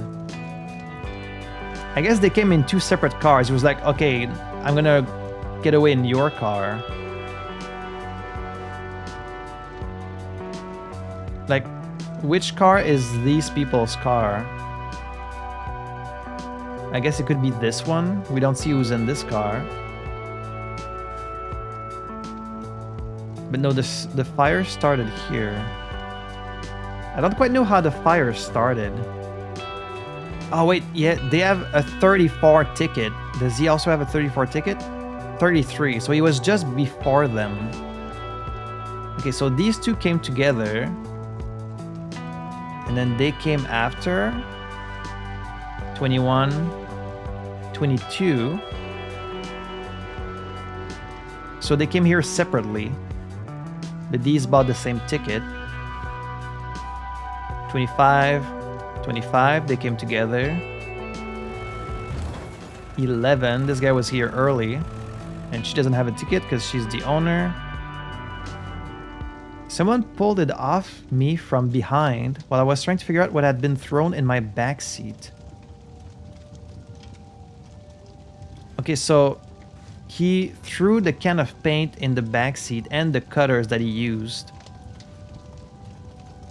And then the guy was turning around trying to see who just dropped something in my car, and he pulled out his helmet, which caused the fire, and then he was like, let's get the fuck out of here.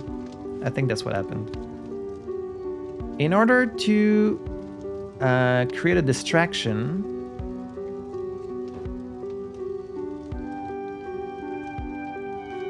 I guess, no? Pulled the helmet, the head off that guy, Doug Baxter's costume. This started a fire, so patrons tried to escape. Hearing the commotion, Sarah Cunningham looked out, saw the fire, realized somebody must have... No, she saw the image. Realized someone must have stolen the crystal. Someone must have stole the crystal. She then caused a car crash while attempting to block the exit. So in order to...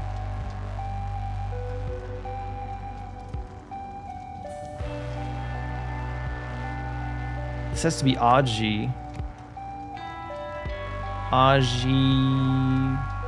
Tamin pulled the head off Doug Baxter's costume. This started a fire, so patrons tried to escape.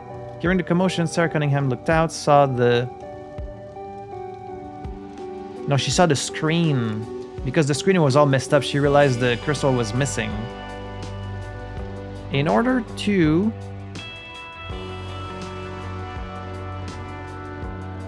Oh, no. This was not Aji's... This was because of them. I didn't know that would happen, so she pulled it up. It had nothing to do with the guy who came here to steal. It was totally outside of his control. She did that. She was like, I didn't know that would happen. Who the hell wears something that dangerous? It was her fault. See, I almost made a mistake again. It was this girl. Jenny Chan, in order to win a bet. So silly.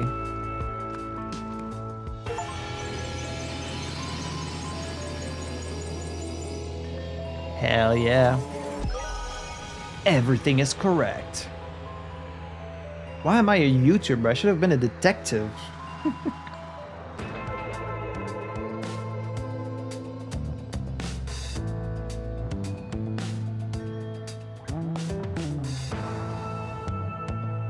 After being banned from the Neptune cinema, Aji Tamin needed a way in to steal the crystal his employer wanted.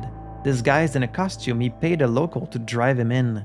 Aji cut the power to the projection booth as a distraction, swapped the crystal for one of the teeth from his costume to conceal it in case he was searched. However, an unexpected fire caused chaos, disrupting his easy escape. That was a really good one. That was really, really fun. Host, what makes you think you'll succeed when no one else has? Interviewee, unlike those who have tried before, I understand that the idol is more than the sum of its parts. To reassemble it successfully, one first needs a deep understanding of the universe. I see. And how do we know you're not just another fraud, hoping to cash in on the next cheap knockoff? Feel my energy. Be present with it for a moment. Okay, this is definitely the historian. The way she's talking fits the decoration of her house. I invite everyone at home to do likewise. You see, now you know. Okay, then. I suppose the listeners can make of that what they will. Stole the crystal. Weird lady. Weird lady's probably her. We almost have everything we need, but there's one more case to solve. Going once? A shocking murder at the auction house. That sounds promising. This second episode is going to be much longer than the first one, because these are much more complex. Seven Seas Auction on August 13, hosted by Nils Wilmington. 7 p.m. opening ceremony, 7:15 start of auction, 8:10 cocktails in collections. Sold lots will be retrieved by the property manager at the following times. Bunch of times, and then closing ceremonies. Outbid again. Robbie was right. Why did I even come? $3,000. There's the historian. Get on with it. The next lot's the one that matters. She's got 18,000. She wants to buy the idol, right? Oh, look. Oh, it's that weird mask from the Case of the Golden Idol. The mask that belonged to that order. This will look stunning in my entryway and for a steal of a price. 26,000? Am I gonna have to do some math? The museum doesn't need an Albion relic anyway, but perhaps I'll bid on the Adrian lot? A checkbook. Disgusting mask. I failed to She's speaking in Lemurian. I recognize the font. She's the only one who is. Disgusting mask. I failed to rescue Lot 1, but Lot 4 will return with me to the motherland. Lemuria. So they kind of tell you, but you can notice it if you played the first one. A wooden cane. Going once, going twice. Sold to the movie star. A wooden gavel. A ring of keys. Oh, and you can change the time. Interesting. Another thing brought back from the DLC. The poor professor just isn't cut out for this. Should have listened to me. Cocktails. Classic martini, gin and vermouth, garnished with an olive. Harley's Ghost. 15 ale, seltzer, grenadine, and a slice of lime. 7 Seas Special. 7 Seas like the company from Albion. Rum, butterscotch, and vanilla served in a copper mug. Death in the Evening, 10. Absinthe and champagne. Notes for Robbie Froberg's birthday. Serve with a smile. Please refrain from selling any drinks to Mr. Bogart while he's on the job. And this says the next slot's the one that matters.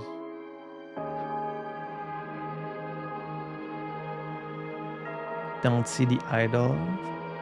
Circuit box. Danger. Risk of electrocution. I wonder if I can get Mrs. Knightley's autograph. So Mrs. Knightley is the movie star, I guess. A ring of keys. This one is sold. This one is sold. Weird bird creature. This one is empty. Another weird artifact. The one that was brought to the historian. Okay, and then later... Oriel, please calm down. A seal. Oh, these aren't these the seal from, again, that case with the order, with the masks? A checkbook. Okay, so... Whoa! What is going on here? Someone with the cane. Oh, no. Nobody move. You'll step on my new Lankan centerpiece. Ah, the lights. The lights went out. Who's touching me? The lights are finicky. Nothing to worry about. Are you gonna buy me another drink, Tessa? To my biggest fan, Erwin. Stay sharp. Summer. Now is not the time, Mumati. We all need to leave immediately. So the first scene is at 8:45, and the second one is at... Wait, it's before? Okay, I guess this one was like in the morning.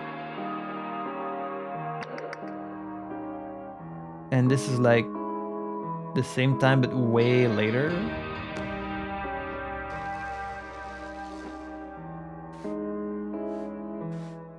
What about my statue? Stop pushing me. It's only a power outage. A creature unknown to science. There's that weird creature. There's the mask. Empty cups. There's the plane ticket. Someone took off their apron. Dr. Toussaint. 1 Death and Eve. Mrs. Da Silva, 1 Martini. Mrs. Nevari, 3 7 Seas Special. Okay, so I'm gonna have to do some math with the amount of money they have left and like the drinks that they bought. Oh no. $7,000. 6,500 thalers.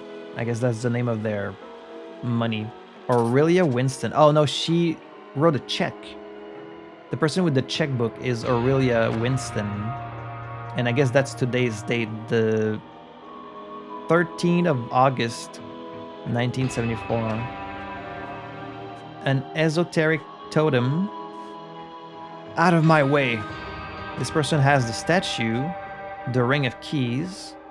It's time for plan B. I'll distract Bogart. You grab his keys. What are you... Ah! Lot 1 bought by bidder A4 for 6,000. Bidder S3, S3. Oh boy. Okay, this is not going to be an easy one. Here we have all the lots, where they're from, and who bought them. And I'm still missing 2 things. Ring of keys. Alright, there's the money. It's not that many names, thankfully. So now we have to find their names. Let's see.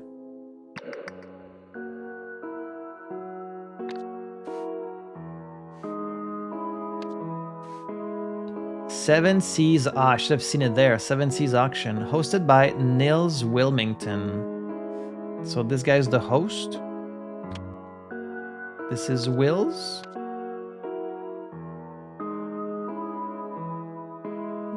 Nils Wilmington.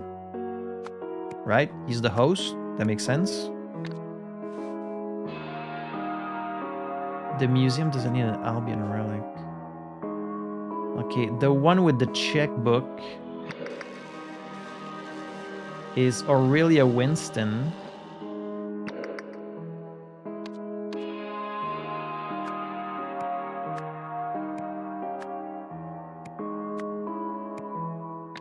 Again, I'm pretty sure about that. This doesn't have her name. Ticket number 792013. It's for today at 11:30 p.m. So she knew she was leaving. So she might be the one doing the electrocution. Lot 4 will return with me to the motherland. Sold to the movie star.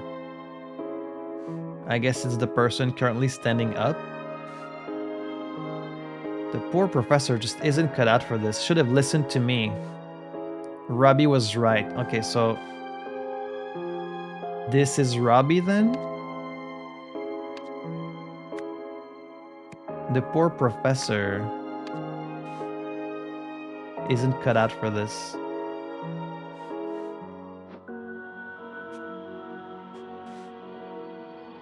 I wonder if I can get Mrs. Knightley's autograph. Knightley is the movie star.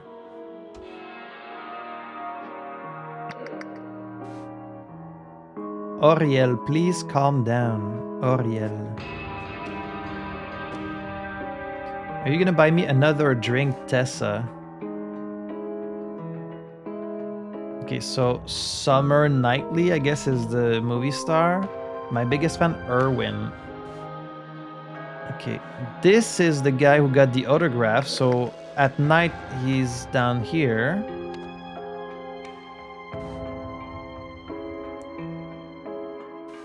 It's my biggest fan, Erwin. Okay, that's Erwin.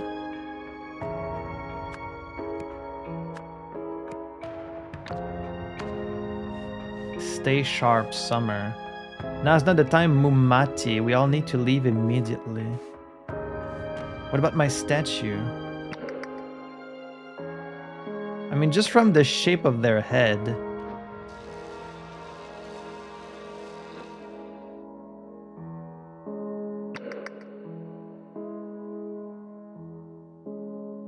It's a bit hard to say. You can see the shadow of like their drink. No one here seems to have the head shape of this woman, but she might be wearing like a wig of some kind. And just from the shape of her head, it seems to be this person. But, or it could be her.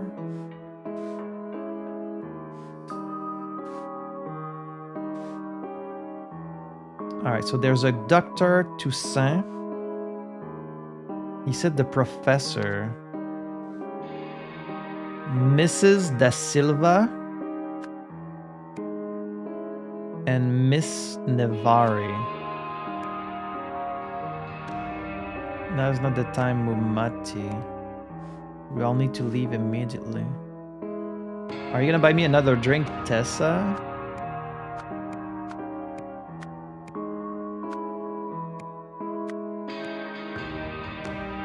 And then someone here is Summer Knightley.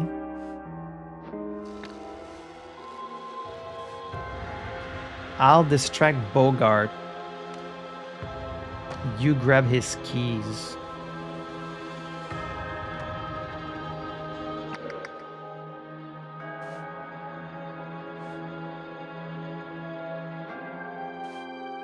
Well, two people have keys.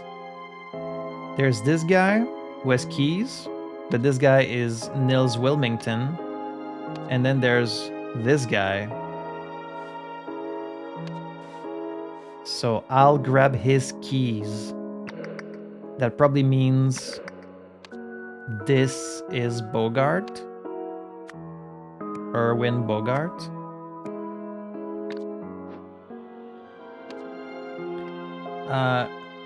Wait, no, I got this wrong. This is not 8. It's not quite 8. It's almost 8. This is 7:45. So the first scene is at 7:45. And then the second one is at 8:41. So at 7:44, right, it's after the start of the auction. And then the blackout happened just before lot 3. Right at 8:41. So just before lot 3 was sold. But on the thing, it does seem like they were all sold. So how come everything has been sold if it's still that early in the auction? Okay, no. The auction starts at 7.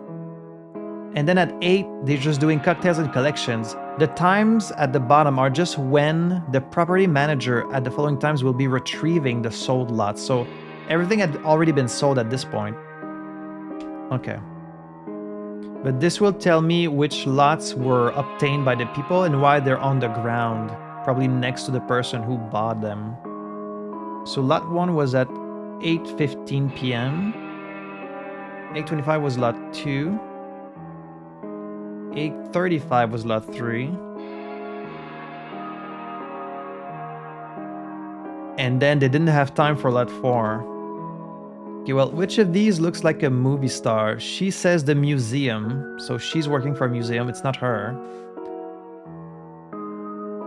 Return to the motherland. Would this be the movie star, or would this be someone who's buying like ancient artifacts for an entryway? Is probably a movie star, right? So this is probably Summer. This is probably Summer Knightley.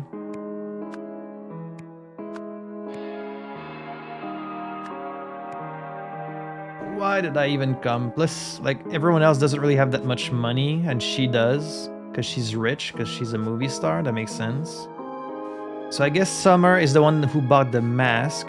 The museum doesn't need an Albion relic, so it's a relic from Albion, but perhaps I'll bid on the Adrian lot. Disgusting mask. I failed to rescue lot 1, so she wanted lot 1, but lot 4 will return with me to the motherland. Notes for Robbie Froberg's first day. So Froberg is his last name.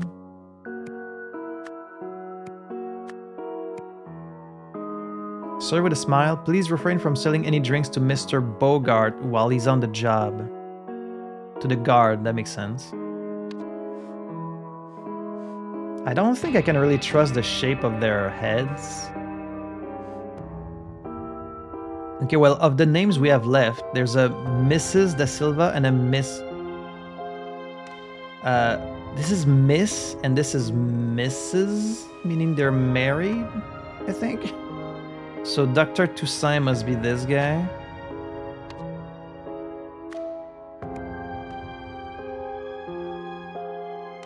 But like, is he a professor or a doctor? I guess you can be both.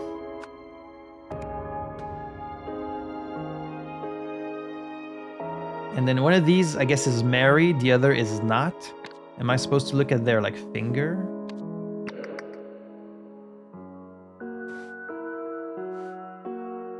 I don't think you can see it. Wait, Toussaint, we know that name. Toussaint? From the very first thing?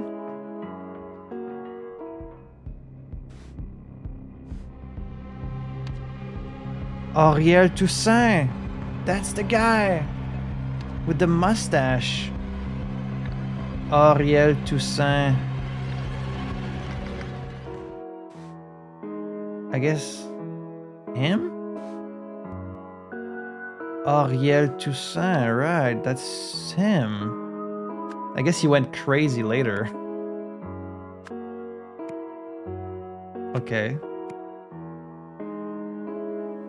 Now there are Tessa, Nevari, Da Silva, and Mumati. So we know...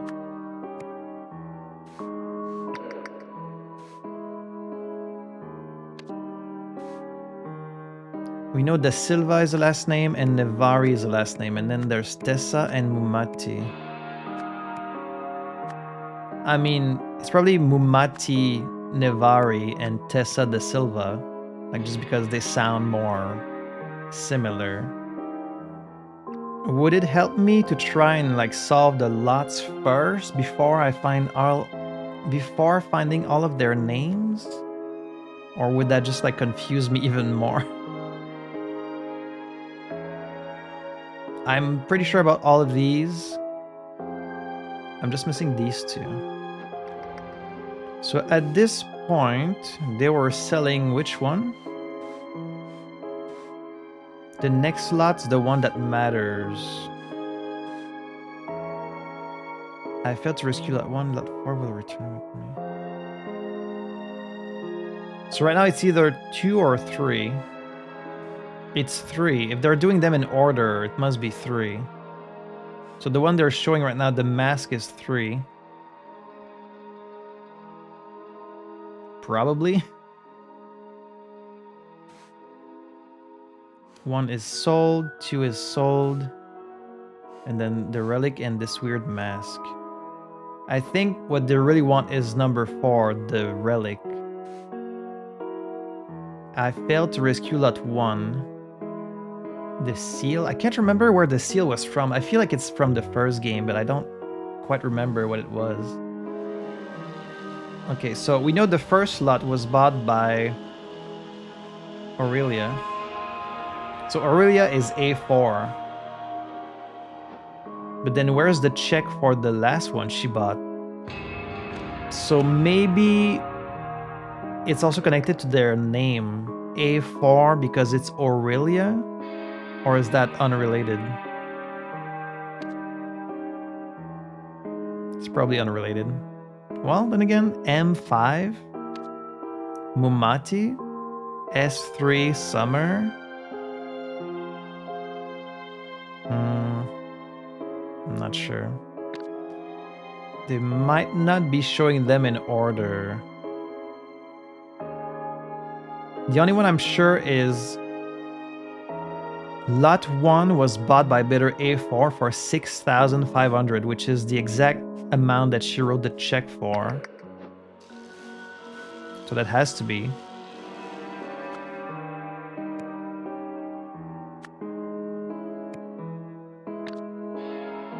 And then the only people who could buy the one that's worth 19,000 would be this person or this person. Because the others don't have enough money. There's all these drinks. So a classic martini. Gin and vermouth garnished with an olive. So this.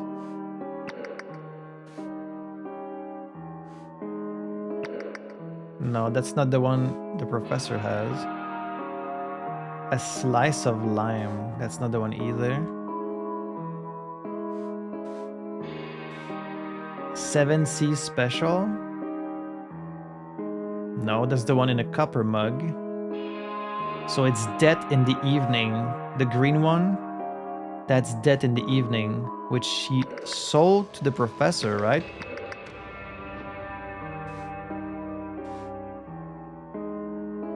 Yeah, Dr. Toussaint. So the person holding this is Dr. Toussaint. There's someone holding a martini. The person holding the martini would be Mrs. Da Silva. And then Mrs. Nevari bought 3 7C special, one for this person. She bought 3 for this guy. Nevari is doing the distracting then, possibly. This person still has the keys. So this is probably the guy who's running the auction. Nils Wilmington is the guy being electrocuted. It would make sense that they're in the order that they're being sold, because we know lot 1 is the seal and we know lot 3 is the mask. At least I think so. Which is why here she has 26,000. She buys the mask, and then at night, if this is this person, she has 19,000 because she bought it for 5. So S3 would be Summers, which again makes sense. Which means Aurelia bought the first item, the seal.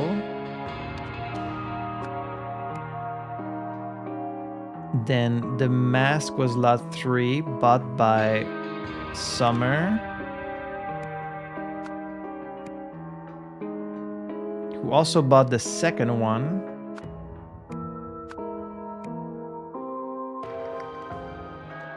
The creature. And then the fourth one is the statue.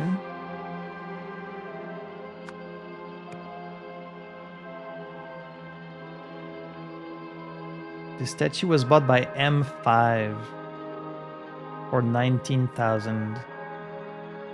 And then the last one was also bought by Aurelia. If I could just find the name. It does seem to be the letter of their first name, so it has to be Mumati, which means the only person who had enough money to buy something for 19,000 was this person. She said, Lot 4 will return with me to the motherland. She has 20,000, which means at the end, one of these people should have like less than 1,000 on their person. Not now, Mumati.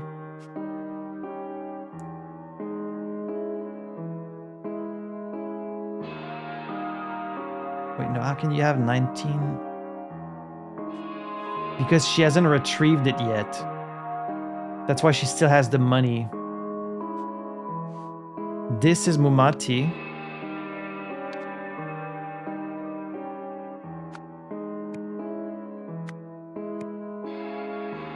Then the other one is a Tessa. Now,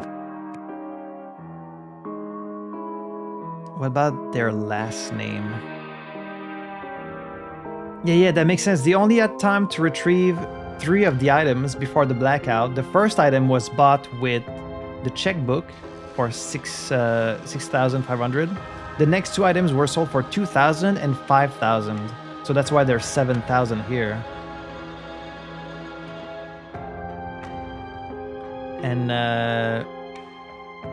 And Mumati, who bought the thing for 19,000, still has the money on her because she hasn't.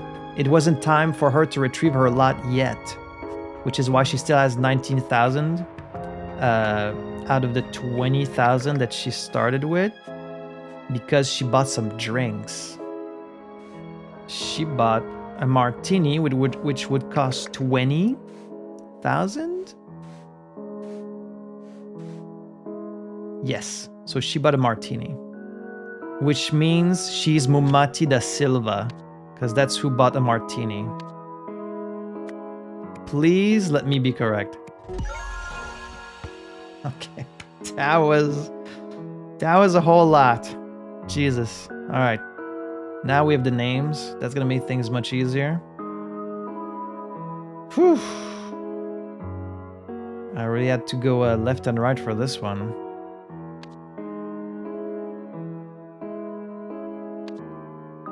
So, Mumati... You would have thought it was Tessa de Silva and Mumati Nevari because they sound more like they match, but no. Don't trust your instincts, just trust the facts. So, Mumari da Silva. And then the origin. Interesting.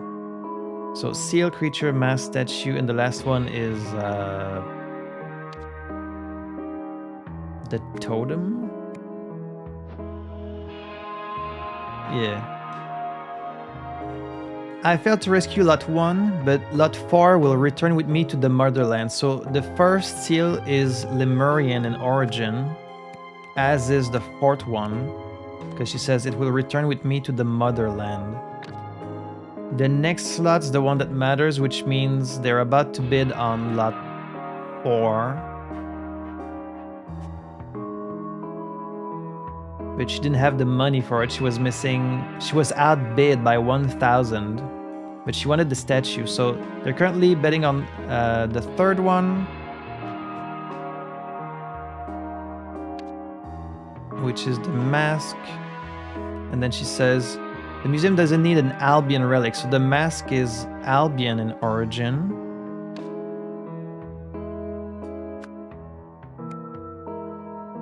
But perhaps I'll bid on the Adrian lot.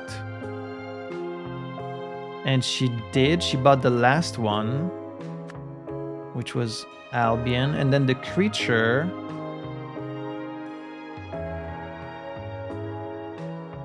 Where's the creature from? My new Lankan centerpiece. You'll step on it. So the bird is the Lankan centerpiece. No? Unless they're not in order. Oh no, wait, it's the, she said I'll bid on the Adrian. Like, why did I put Albion? It's Adria. Why did I put the wrong thing? I knew it was Adria, she said it. I don't know, I must have got my wires crossed there. Okay, this all makes sense, good. Events, alright, let's go. So, Someone was outbid for the statue from Lemuria, and so decided to steal it instead. The person who was outbid was Tessa, I think. She was outbid by Mumati.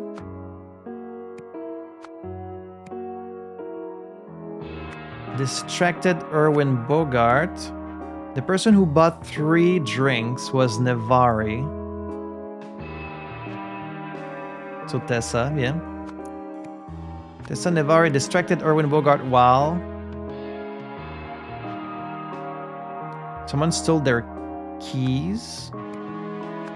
But who was working with Tessa? Was it Oriel? I think it probably was. But I need to know for sure. So the message here says,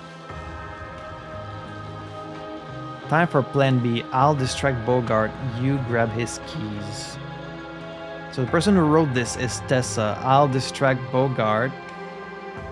You grab his keys. And someone has the statue. And then the person who discovered it is the one who's running the auction. Nils Wilmington discovered, whoever this is, it's probably Oriel. Discovered him stealing the statue upstairs, and a fight ensued. And then he was pushed into a circuit box with a cane, causing instant death. Pushed Nils Wilmington. Now I just need to know who is doing this. And by this I can just eliminate who's downstairs. So downstairs we have Aurelia. We have Summers. The person who bugged the... That's not the martini. That's the Death in the Eve. That's Dr. Toussaint. Right?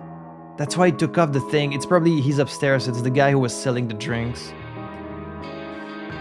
There's the guard. Now's not the time Mumati. So it's not Mumati. Because she's there. This is Tessa. So the only person left is the guy who was selling the drinks. It's Robbie.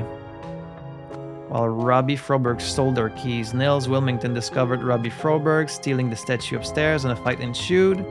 And then he pushed him in the circuit box, causing his death.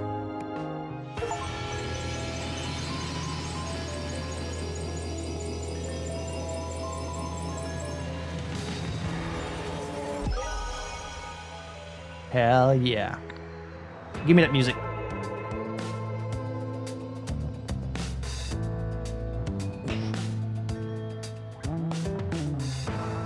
Tessa Nevari hoped to buy the Lemurian statue at auction, but had a backup plan in case the price climbed too high. While ordering drinks at the bar, she slipped her accomplice a note, and the pair got to work. However, the accomplice was caught stealing the statue.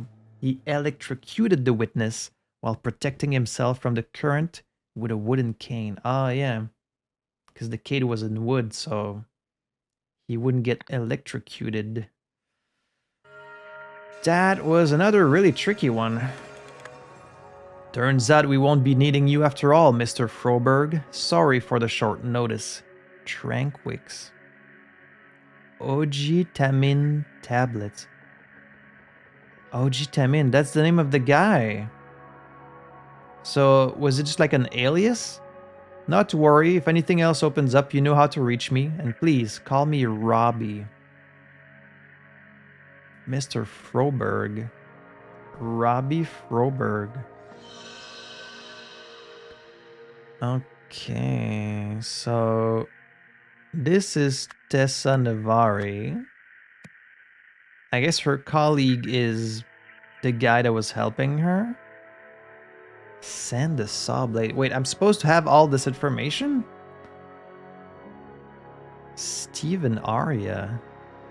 Stole crystal.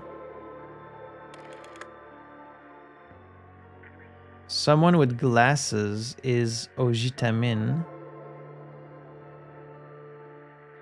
This guy? I guess the weird lady who wanted the crystal is also Tessa.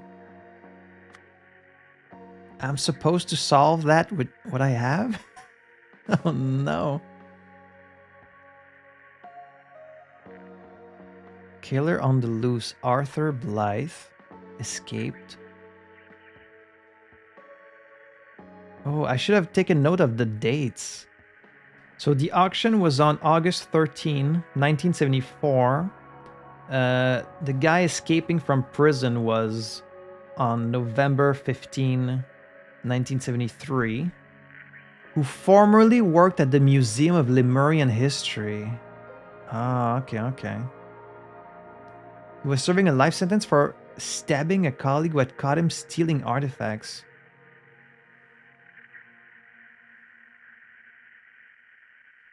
Oh, so this... Wait, is this Arthur? Okay, when was the cinema thing where someone stole the crystal? So Ojitamin is just a fake name. He just took that name from some pills. But the actual date of today... Do I have the date anywhere?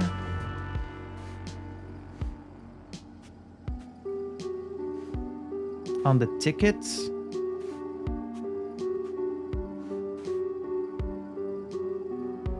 Into theaters May 1st? So maybe it's May 1st? Ah, there it is. Okay, it's 74.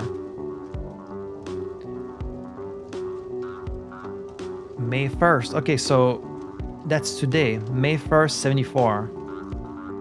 And then the event where she buried her old colleague.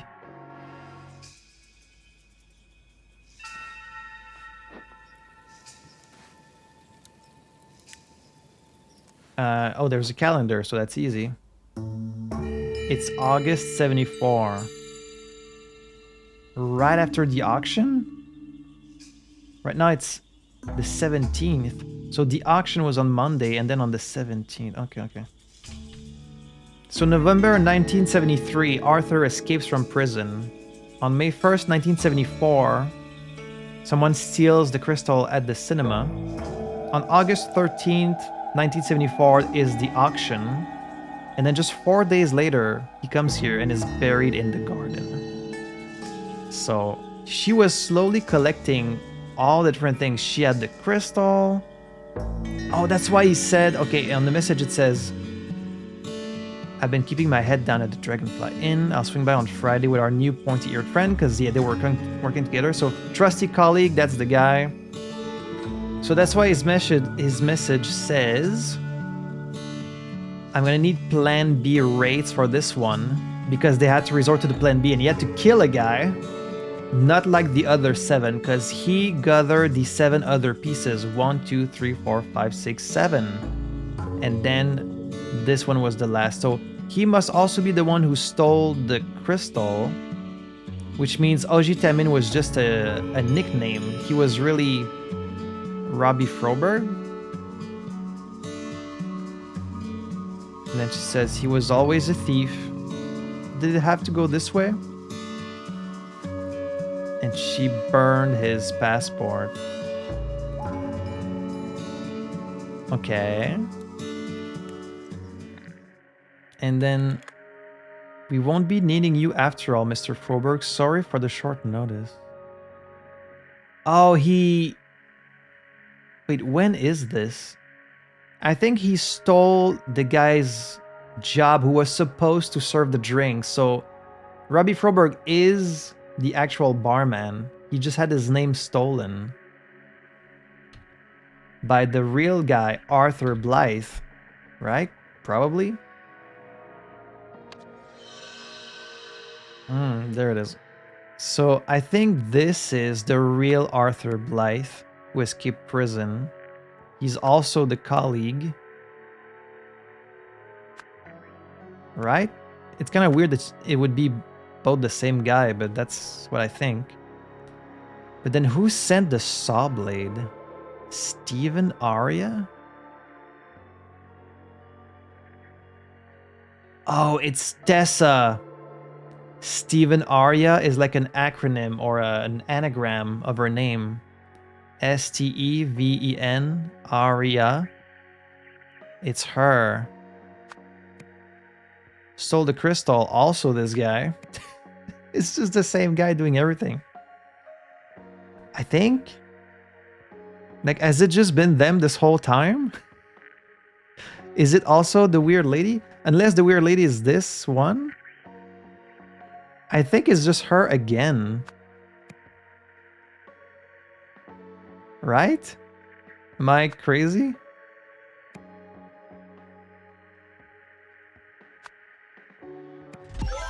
It is. It's just been them the whole time. So he's the colleague. He escaped from prison. She sent the saw blade. He stole the crystal. They put all these different pictures just to throw you off. I love that. That's so good. And then it's actually just been these fuckers the whole time. She wanted to reassemble the mythical golden idol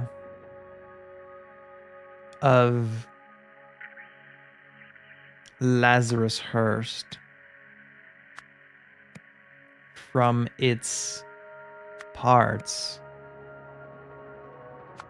Tessa Navari.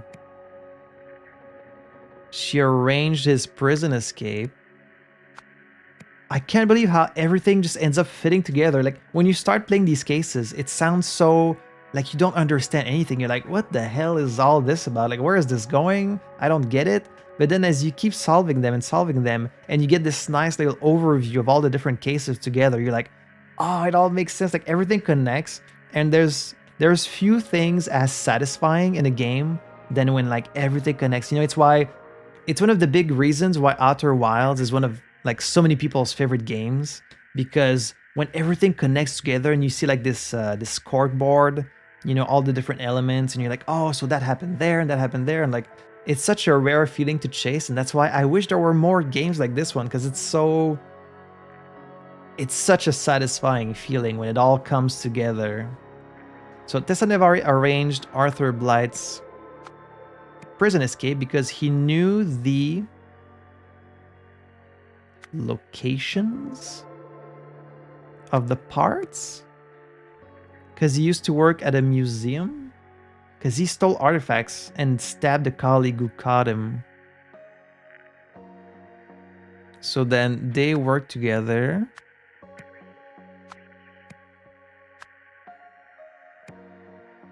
to steal all 8 parts. There's 8 in total. I guess they work together to get all 7. And then for the final one... Wait, no. This must include also the last one. For the final one, at the auction, he resorted to murder. In the end, he tried to steal them from her. It's been hundreds of years and people are still murdering each other over this freaking artifact. And it's not even, oh, I see, it's not the golden idol, but it's the parts.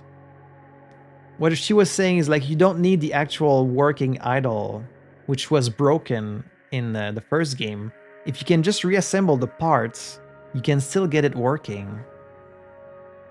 He tried to steal the golden idol from Tessa Navari, which resulted in his death. No? Is it 7 then? No?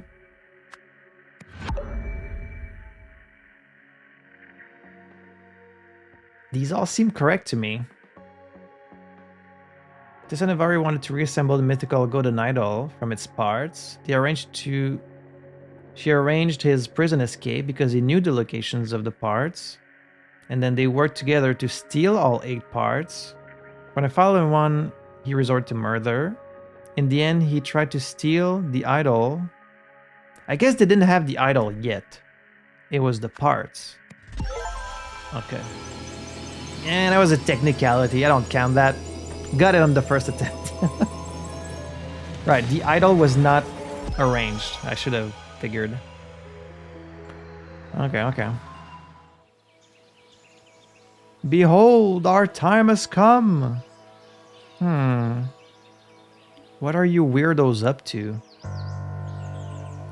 Who said that?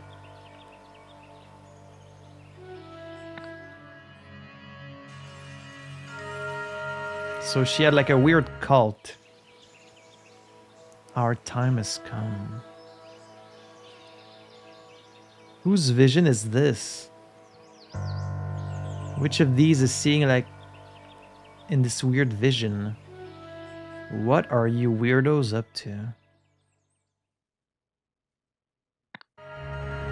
Okay. Chapter 3. These are quite substantial. Like, this took a long time. I've been recording for at least 3 hours. That was something. But wow, that was so much fun. I'm really enjoying this game. I'm glad that there's some DLC, because that means that once it's over, we get to play even more of it. I don't know how the playthrough is going to do on YouTube. Typically, these games don't really get that many views, but I don't really care. I'm having fun, so hopefully you are too if you're still watching. This game just really scratches like a very specific part of my brain where I get to put 2 and 2 together, and it's really fun. If you have any other games in this style that you can recommend to me, please leave me a comment and tell me about it. I would love to play more of these. I'm always on the lookout for more of these detective games, so that's going to be it for me today. As always, I want to say a big thank you for watching, a big thank you to my patrons for their support, and until the next time, I had fun playing this. I hope you had fun watching it, and I will see you in the next episode for even more Rise of the Golden Idol. See y'all next time.